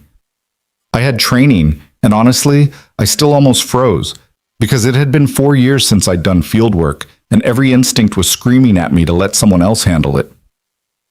Noah met her eyes. But I thought about Sophie, about what I'd want someone to do if she was bleeding out in an ER, and that got me moving. Elena was quiet for a moment, absorbing this. Then she picked up a pen and started writing notes in the margins of her documents. Personal stakes, connection to the victim as a human being, not just a medical emergency. We need to build that into the training. They worked for 3 hours straight, coffee turning cold and forgotten as they designed curriculum, argued about approaches, built something that was equal parts Noah's field experience and Elena's organizational genius. She challenged his assumptions about what ordinary people could learn.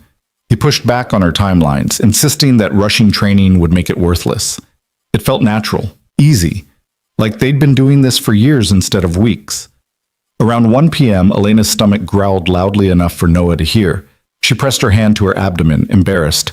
Sorry, I may have forgotten to eat breakfast. You forgot to eat? I was nervous. I don't eat when I'm nervous. She stood up, wincing slightly as the movement pulled at her still healing wound. There's a Thai place downstairs that delivers. Unless you need to. I've got time until Sophie's pickup. Thai sounds good.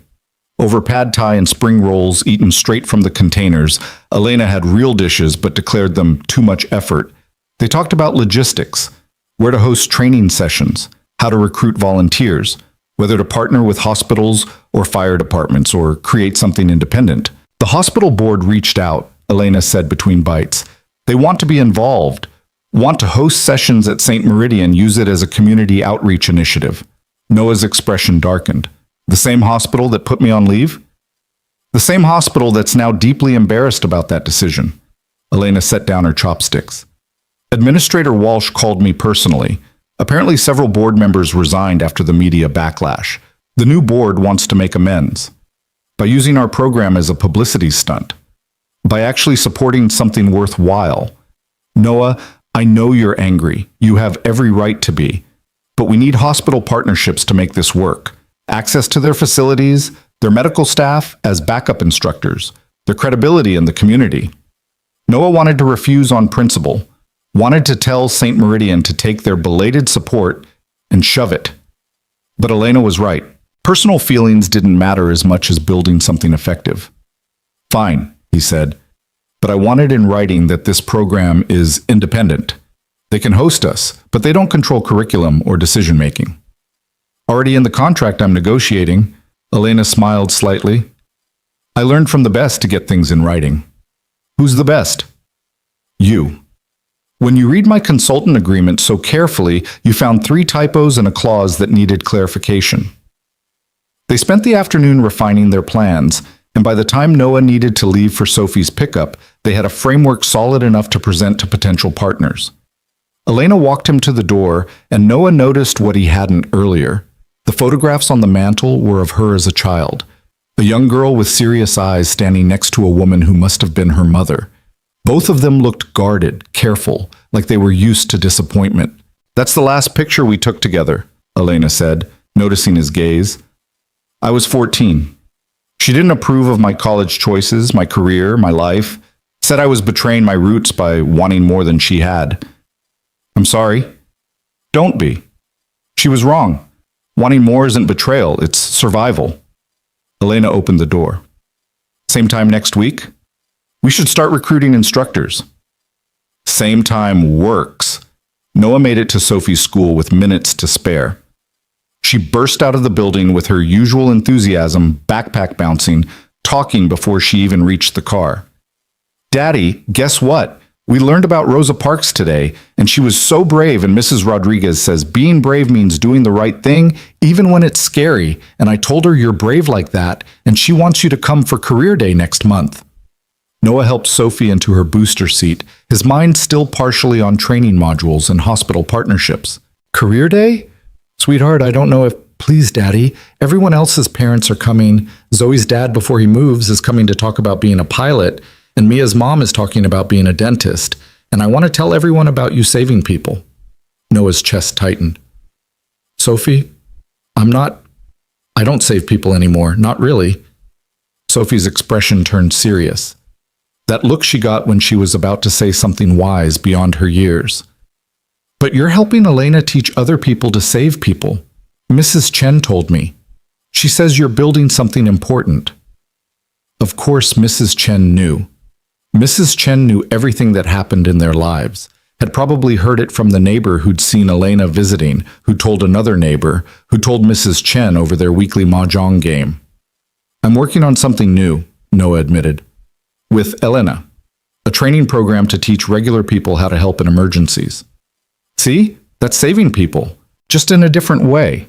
Sophie buckled herself in with practiced ease. "So will you come to Career Day, please?" Noah looked at his daughter in the rearview mirror, her hopeful eyes, her absolute faith that he was someone worth bragging about. "Yeah, sweetheart, I'll come." The following weeks blurred into a controlled chaos that was both exhausting and exhilarating. Noah and Elena met 3 times a week, building curriculum, recruiting instructors, navigating the politics of hospital partnerships and insurance requirements. Marcus agreed to help with security logistics. Mrs. Chen volunteered to coordinate scheduling. Even Robert Chen got involved, handling the legal framework. But it was Noah and Elena at the center of it all, their different strengths creating something neither could have built alone. Noah brought practical experience and an understanding of how people actually responded under pressure. Elena brought organizational skill and the ability to cut through bureaucracy that would have stalled Noah for months. They argued constantly about teaching methods, about pacing, about whether to accept corporate sponsorship. But the arguments were productive, pushing them both toward better solutions. And afterward, they'd order takeout and sit on Elena's couch, reviewing their progress, finding unexpected common ground. The media attention faded gradually as the weeks passed. When Noah and Elena were photographed together at a hospital meeting, the headline read, "Rourke Emergency Response Initiative Takes Shape," instead of speculation about romance. When a reporter finally cornered Noah outside Sophie's school, he gave a brief statement about the program and nothing more, and the reporter actually printed it accurately. Slowly, carefully, Noah's life started to resemble something normal again. Better than normal, purposeful. 2 months after signing the contract, they held their first training session. 20 volunteers packed into a conference room at St. Meridian, ranging from college students to retirees, all united by a desire to learn how to help. Noah stood at the front of the room with Elena beside him and felt his hands start to shake. Elena noticed immediately, touched his elbow gently. "You've got this," she whispered. "They're here because of you, because of what you did for me. Show them how." Noah took a breath, looked at the faces watching him expectantly, and began. 4 years ago, I was a combat medic in Afghanistan. I was trained to save lives under the worst possible conditions. But the truth is, most emergencies don't happen in war zones. They happen in parking lots, in living rooms, and grocery stores. And the person who can make the difference between life and death isn't always a trained professional. Sometimes it's just whoever happens to be there. He told them about Elena, about seeing the blood, about the moment of hesitation before training overrode fear, about how those first few minutes of pressure on her wound had been the difference between her surviving long enough for surgery and bleeding out in a waiting room. "I'm going to teach you what I know," Noah continued, "but more importantly, I'm going to teach you to overcome the fear that makes people stand frozen while someone dies. Because knowing what to do isn't enough. You have to be able to act." The session ran 3 hours. They practiced CPR on mannequins, learned to pack wounds with improvised materials, role-played scenarios where volunteers had to make split-second decisions. Noah watched people fumble at first, then gradually gain confidence, their hands steadier with each repetition. Elena observed from the back of the room, taking notes, occasionally jumping in with logistical questions. But mostly she just watched Noah teach, and when their eyes met across the room, her pride was obvious.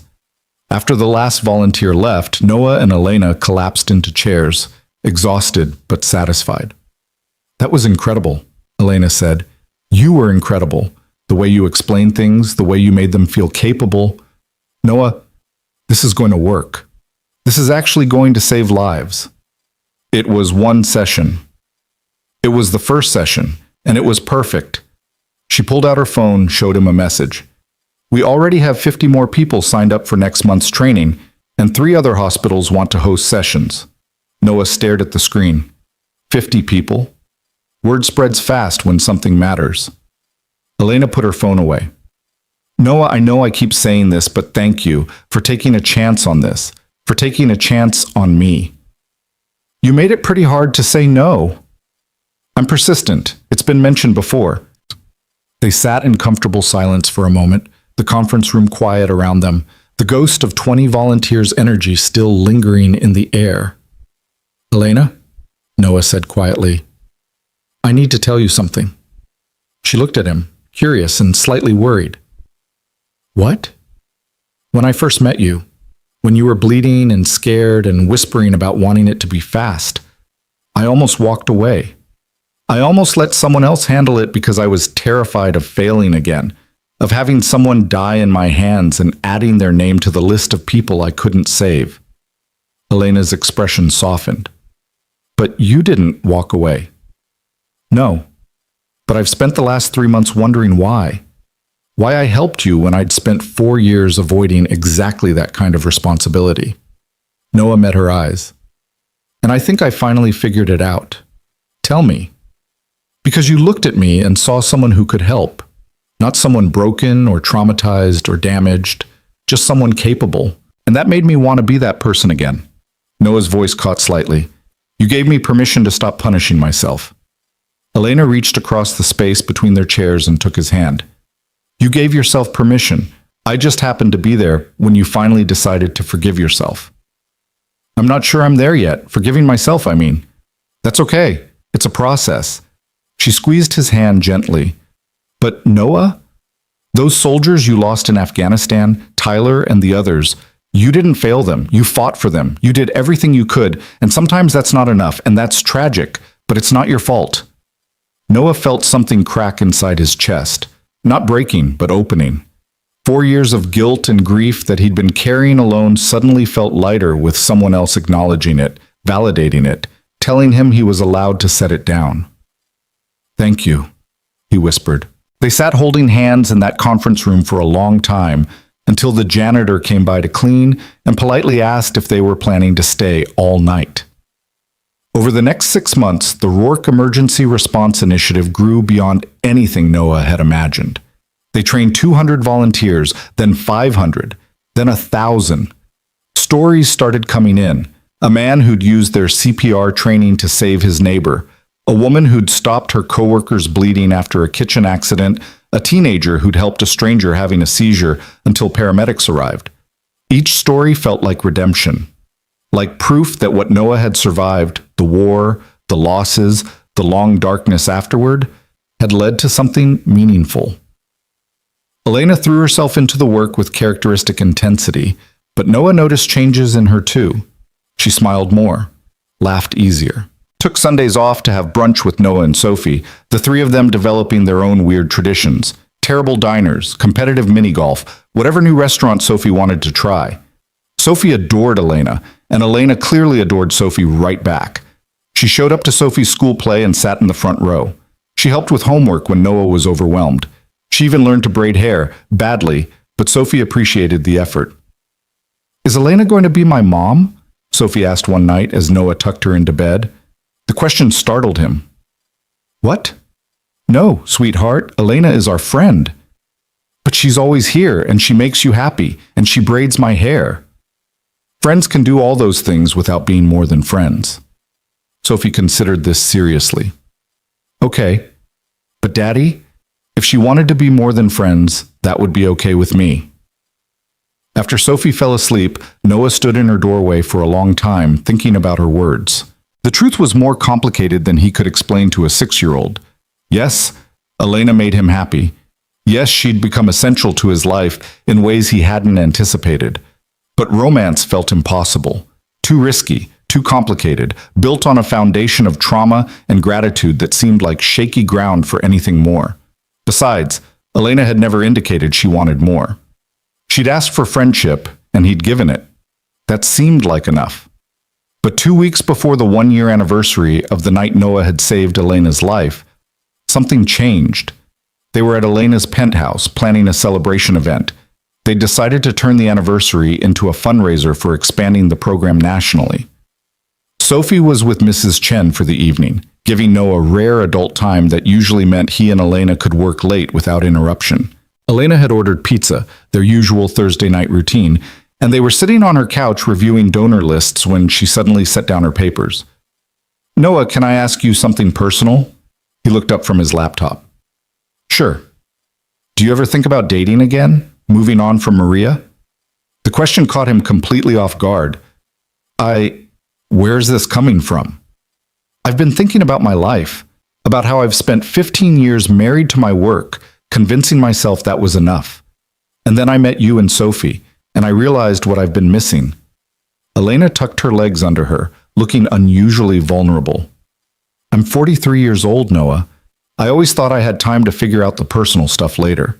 But lately I wonder if later is now. If I'm going to have any kind of life outside my company, I need to start building it." Noah closed his laptop, giving her his full attention. "Are you saying you want to start dating?" "I'm saying I want to try, to be open to the possibility of connection beyond friendship." She paused, then added quietly, "Robert set me up with someone, a colleague from another firm. We're having dinner next week." Something twisted in Noah's chest, sharp and unexpected. He had no right to feel this way. Elena was his friend. She deserved happiness, deserved someone who could offer her the kind of relationship she wanted. But the thought of her sitting across from someone else, sharing her smiles and her stories and her fierce intelligence, made Noah realize something he'd been deliberately not acknowledging. He'd fallen for her. Somewhere between terrible diner pie and training sessions and Sunday brunches with Sophie, he'd fallen completely for Elena Rourke. "That's great," Noah heard himself say. "You deserve to be happy." Elena studied his face with those sharp blue eyes that never missed anything. "Do I?" "Of course you do. Why wouldn't you?" "I don't know. You tell me." Her voice had gone quieter, more careful. "Because the way you just reacted, you looked like I'd hit you." Noah stood up, suddenly needing space between them. "I'm fine, just surprised. But Elena, this is good. You should definitely go on this date." "Noah, I should go. Sophie's probably ready for bed, and I told Mrs. Chen I wouldn't be late." He gathered his laptop and papers with hands that weren't quite steady. "Same time next week?" "Noah, wait." Elena stood too, reached for his arm. "Talk to me, please." There's nothing to talk about. But he couldn't make himself look at her, couldn't risk her seeing the truth written all over his face. "You're lying. You're a terrible liar." Elena moved in front of him, forcing him to meet her eyes. "Tell me what's wrong." "Nothing's wrong. You want to date? You should date. I want you to be happy." But nothing." Noah gently removed her hand from his arm. "I'll see you next week. Good luck with your date." He left before she could push further, drove home in a daze, and spent the rest of the night staring at his ceiling, wondering when exactly he'd become such a coward. The following week was torture. Noah threw himself into work on the program, avoided Elena's calls with excuses about Sophie's school schedule and unexpected meetings. She texted asking if he was okay, if she'd done something wrong, if they could talk. He responded with brief reassurances that everything was fine, he was just busy, nothing was wrong. On Thursday, the night Elena's date was supposed to happen, Noah lay on his couch pretending to watch a movie Sophie had picked out.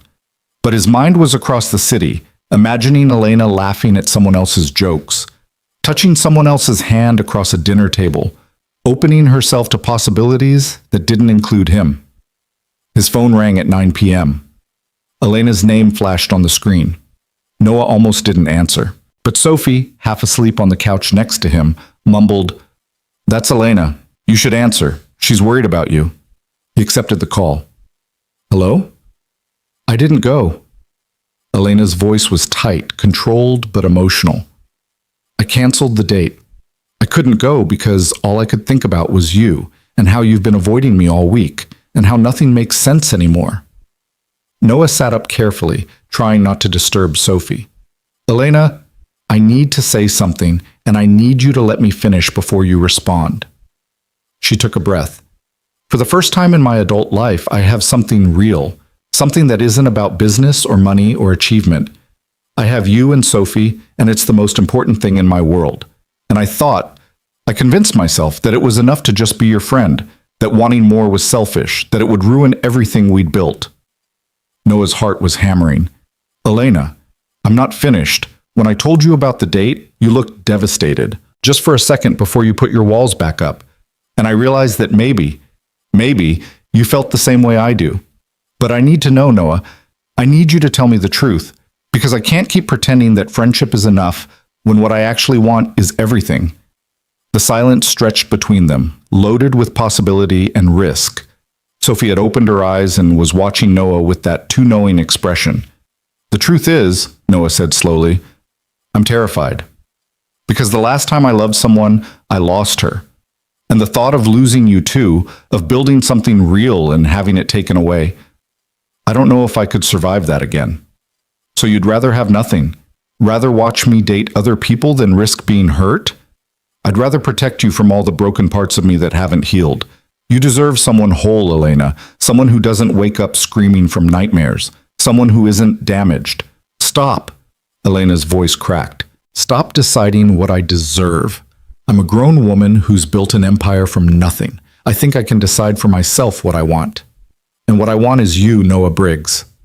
All of you, the nightmares and the trauma and the beautiful, stubborn, impossible way you love your daughter and help strangers and push yourself to be better even when it terrifies you." Sophie sat up on the couch. "Daddy, is Elena crying?" Noah covered the phone. "Sweetheart, I need a minute. Tell her you love her," Sophie whispered urgently. "Tell her, Daddy. Don't be scared." Noah looked at his daughter, this brave, wise, impossible child who'd somehow learned to see what people needed even when they couldn't see it themselves. Then he uncovered the phone. "Where are you?" he asked Elena. "Home. Why?" "Stay there. I'm coming over." He hung up before she could respond, turned to Sophie. "Can you stay with Mrs. Chen for a bit? I need to—" "Go tell Elena you love her." "Yes, I know. Go." Sophie was already putting on her shoes, her excitement barely contained. "This is so romantic, Daddy, like in movies." Mrs. Chen answered her door with a knowing smile, accepted Sophie without questions, and pushed Noah toward the stairs. "Go. Talk to your girl. Mrs. Chen watched Sophie all night if needed." The drive to Elena's penthouse took 20 minutes that felt like hours. Noah's mind raced with everything he wanted to say, needed to say, had been too afraid to admit for months. The elevator ride to her floor was interminable, and when he finally knocked on her door, his heart was trying to escape his chest. Elena opened it immediately, like she'd been waiting right there. Her eyes were red-rimmed, her hair messy, still wearing the casual clothes she'd put on after canceling her date. "Hi," she said softly. "Hi." Noah stepped inside and Elena closed the door behind him. They stood in her entryway, the city lights glittering through the windows, the weight of everything unsaid hanging between them. "I'm not good with words," Noah started. "I'm better with actions. But you need words right now, so I'm going to try." Elena nodded, waiting. When Maria died, I thought I was done. That I'd had my chance at love and lost it, and that was it for me. I'd raise Sophie and build a small, safe life, and that would be enough. Noah took a breath. And then I met you. And you were relentless and stubborn, and you wouldn't leave me alone even when I desperately wanted you to. And somewhere between terrible pie and Sunday brunches and building this program together, I fell in love with you. Elena's breath caught. I'm still broken in some ways, Noah continued. I still have nightmares. I still have days where the weight of what I've lost feels crushing. But with you, when I'm with you, I feel like maybe I could be whole again. Like maybe loving someone again doesn't mean betraying the people I've lost. It just means living. Tears were streaming down Elena's face now. Noah, I'm scared, he admitted. Terrified, actually. But I'm more scared of watching you build a life with someone else. Of wondering what could have happened if I'd just been brave enough to try. Elena closed the distance between them, her hands coming up to frame his face. You're the bravest person I know. You saved my life when I'd given up. You built something meaningful from nothing. You raised a perfect daughter alone while fighting demons most people couldn't imagine. How is this any different? Because if I lose you, you won't. She said it with absolute certainty. Noah, I'm not going anywhere. I'm too stubborn to leave, remember? You're stuck with me now. Noah laughed, surprised and relieved and overwhelmed. Yeah? Yeah. Elena smiled through her tears. I love you. I've loved you for months, and I'm done pretending otherwise. Sophie said to tell you I love you, Noah said, which wasn't exactly romantic but made Elena laugh. Of course she did. That child is wiser than both of us combined. She really is. And then Noah was kissing her, finally kissing her, and it felt like coming home after years of wandering. Elena kissed him back with everything she had. Months of wanting and waiting and hoping poured into this one perfect moment. When they finally pulled apart, both breathing hard, Elena rested her forehead against his. So what happens now? She whispered. Now? Noah smiled. Now we figure it out together. No more hiding, no more pretending, just us. I like the sound of that. They spent the rest of the evening on her couch, talking through everything they'd been too afraid to say. Noah told her about the nightmares, about the therapy he'd started 6 months ago, about the slow work of healing. Elena told him about her fears of not being enough, of being too much, of not knowing how to be in a relationship when she'd spent so long alone. We'll learn together, Noah promised. We'll probably mess up sometimes, but we'll figure it out. Together, Elena agreed. Noah picked up Sophie around midnight. Mrs. Chen opened her door with Sophie fast asleep on the couch, clutching her turtle. Good talk with Elena? Mrs. Chen asked quietly. Very good talk. Mrs. Chen knows these things. You two belong together. Now go, before you wake the child. Sophie stirred when Noah lifted her, blinked up at him sleepily. Did you tell her? I told her, sweetheart. Good. I was right, wasn't I? She was the good kind of friend. The very best kind. The 1-year anniversary celebration happened 3 months later. What had started as a simple fundraiser evolved into something much bigger, a grand opening for the newly established Briggs Center for Community Response, a dedicated training facility funded by Elena's foundation and named despite Noah's protests. It's your program, Elena had insisted during one of their many arguments about the name. Your vision, your expertise, your heart, it should bear your name. It's our program, Noah had countered. I couldn't have built this without you. They'd compromised by adding a subtitle, founded by Noah Briggs in partnership with the Rourke Foundation. The center occupied a renovated building near St. Meridian with multiple training rooms, medical equipment, a lecture hall, and administrative offices. Over 2,000 people had completed their training program in the past year, and the number kept growing. They'd expanded to 6 other cities, with plans for national coverage within 5 years. The celebration drew hundreds of people, volunteers they'd trained, hospital administrators, business leaders, media representatives, and everyone who'd helped build this dream into reality. Marcus manned the entrance in his security guard uniform, greeting people with his infectious grin. Mrs. Chen arrived with a delegation of her friends, all of them dressed in their finest and proudly announcing they were Sophie's extended family. Robert Chen worked the room like the attorney he was, already lining up partnerships and funding for the next phase of expansion. And Sophie wore a new purple dress and light-up sneakers that she'd insisted on, and spent the evening being absolutely charming to everyone she met, telling them stories about her daddy, the hero, and Elena, the businesswoman who was basically a superhero, but with a briefcase instead of a cape. Administrator Walsh approached Noah during a quiet moment. I wanted to apologize again for the way the hospital handled things last year. We were wrong, and we failed you. You made it right, Noah said simply. The hospital's partnership with the program, hosting trainings, providing medical staff, opening your facilities, that's what matters now. Still, I'm sorry. Walsh extended her hand. For what it's worth, you've done something extraordinary here. St. Meridian is honored to be part of it. Gregory Westbrook showed up too, though he kept his distance and left early. Noah didn't care. He'd learned that some people would never understand what really mattered, and that was their loss, not his. As the evening wore on, Elena pulled Noah aside to a quiet corner of the center's lobby. Through the windows, they could see the celebration continuing, people laughing and talking, Sophie demonstrating her light-up shoes to a very serious board member, Marcus telling what was probably one of his 3 jokes based on the crowd's groans.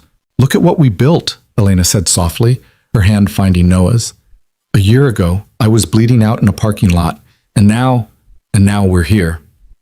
Noah squeezed her hand gently.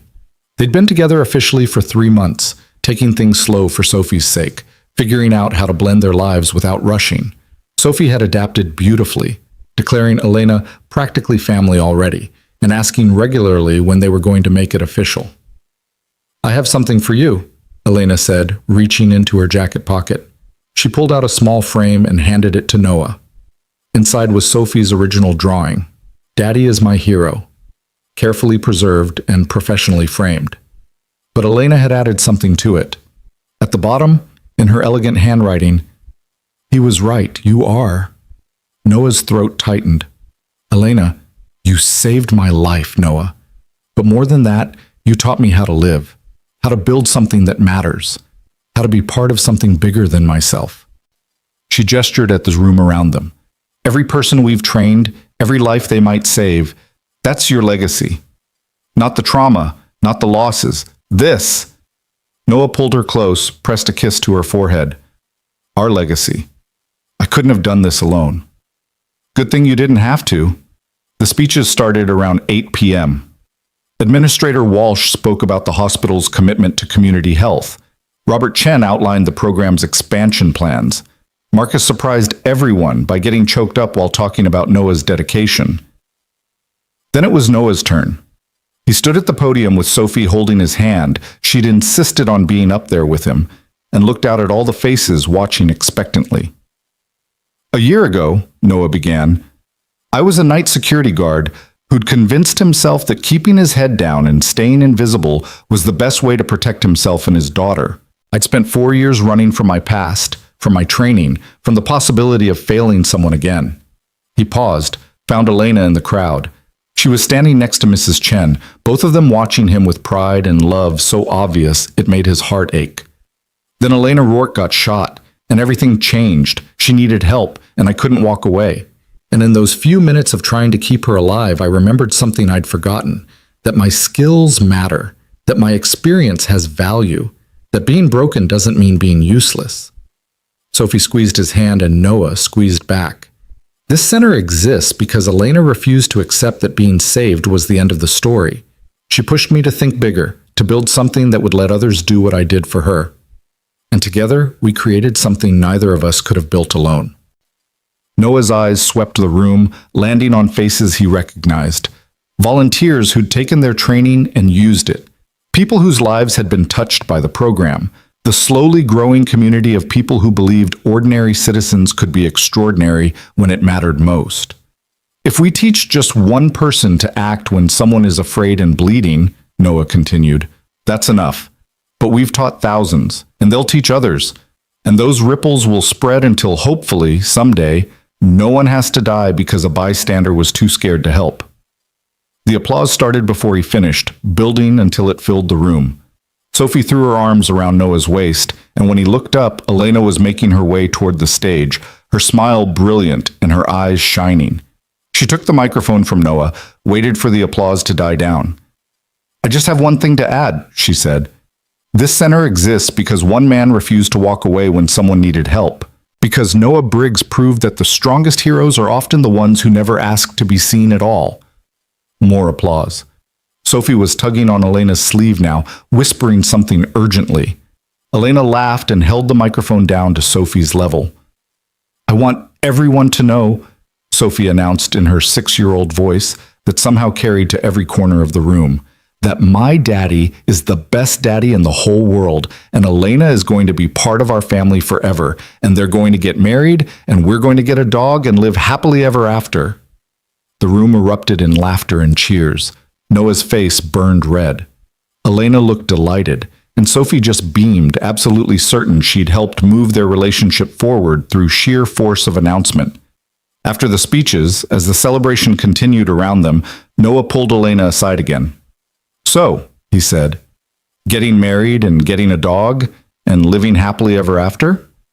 Your daughter has opinions." Elena was trying not to laugh.